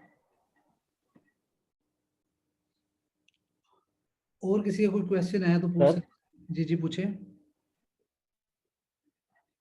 जी सर, ये आपने क्लास बाउंड्रीज को इंक्लूड किया है, क्लास बाउंड्रीज का जो कॉलम है, सर ये एक्सप्लेन कर दो दोबारा कि हम सिंपल क्लास क्यों नहीं किया, हमने क्लास बाउंड्रीज को क्यों इंक्लूड? असल में ना क्लास बाउंड्रीज इसलिए की हैं ताकि डाटा को एक कंटिन्यूस कर सकें, और फिर जब आगे जाएंगे ना अगले चैप्टर्स में, थर्ड और फोर्थ में, तो आप बेसिकली मोस्टली जो अपनी चीजें हैं वो क्लास बाउंड्री से ही कैलकुलेट कर रहे होंगे। तो इसलिए हमने क्लास बाउंड्रीज को इधर इंक्लूड किया। देखिए ना इधर हमारा डाटा कंटिन्यूस नहीं बन रहा था, 3.9 से 5.1 तक थे हम, फिर आगे 5.2, 5.1 से 5.2 तक कोई चीज थी ही नहीं हमारे पास इधर। तो इसलिए हमने क्लास बाउंड्रीज की है ताकि अगर इसके दरमियान भी कोई वैल्यू वो भी इधर आ जाए। Got it? Yes sir.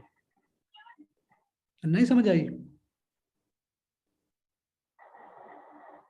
Sir अगर हमारे पास पॉइंट्स में अगर डाटा है इसलिए हमने किया है कि वो भी इसके नहीं अंदर आ नहीं जाए। ये बात नहीं है कि पॉइंट्स में डाटा है। मैंने कहा था हमारे पास इधर देखें 5 पॉइंट क्लास इंटरवल में अगर आप देखें 5.1 से लेके अगर आपके पास एक वैल्यू 5.15 आ जाए तो वो आप किधर पुट करेंगे? आपके पास तो क्लास इंटरवल के अंदर 5.15 तो कहीं है ही नहीं। तो इसलिए हमने इस क्लास बाउंड्री को इधर यस सर, यस सर। कि अगर हमारे पास इस तरह कोई डाटा, क्योंकि ये डिस्क्रीट है, हमने इसको कंटिन्यूस बना दिया, अगर कोई डाटा इस तरह का हो तो इस क्लास के अंदर आ जाए। सर मेनली इसकी मतलब इम्पोर्टेंस ये ज्यादा है कि इसको जब हिस्टोग्राम या पिक्टोग्राम में हम वो ग्राफ बनाते हैं तो उसमें ज्यादा इसकी इम्पोर्टेंस होती है ना, ये क्लास बाउंड्री की। जी जी, इसकी हमारे हिस्टोग्राम में क्लास बाउंड्री उधर भी हम इसे एग्जैक्टली यूज करते हैं, उधर इसकी ज्यादा इंपॉर्टेंस है। और आगे फिर जब हम थर्ड और फोर्थ चैप्टर करेंगे, ठीक है, जब हम क्वार्टाइल्स, परसेंटाइल, डिसाइल्स ये चीजें करेंगे उधर भी इसके इंपॉर्टेंट है। क्योंकि जब ग्रुप फ्रीक्वेंसी आ जाती है तो फिर हम जो हमारे फार्मूलाज है वो इन क्लास बाउंड्रीज को लेके चलते हैं।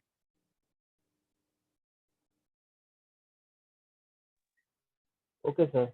ओके चले ठीक है, फिर अल्लाह हाफिज, इंशाल्लाह मिलते हैं फिर नेक्स्ट क्लास में। अल्लाह हाफिज़, थैंक यू। Allah Hafiz.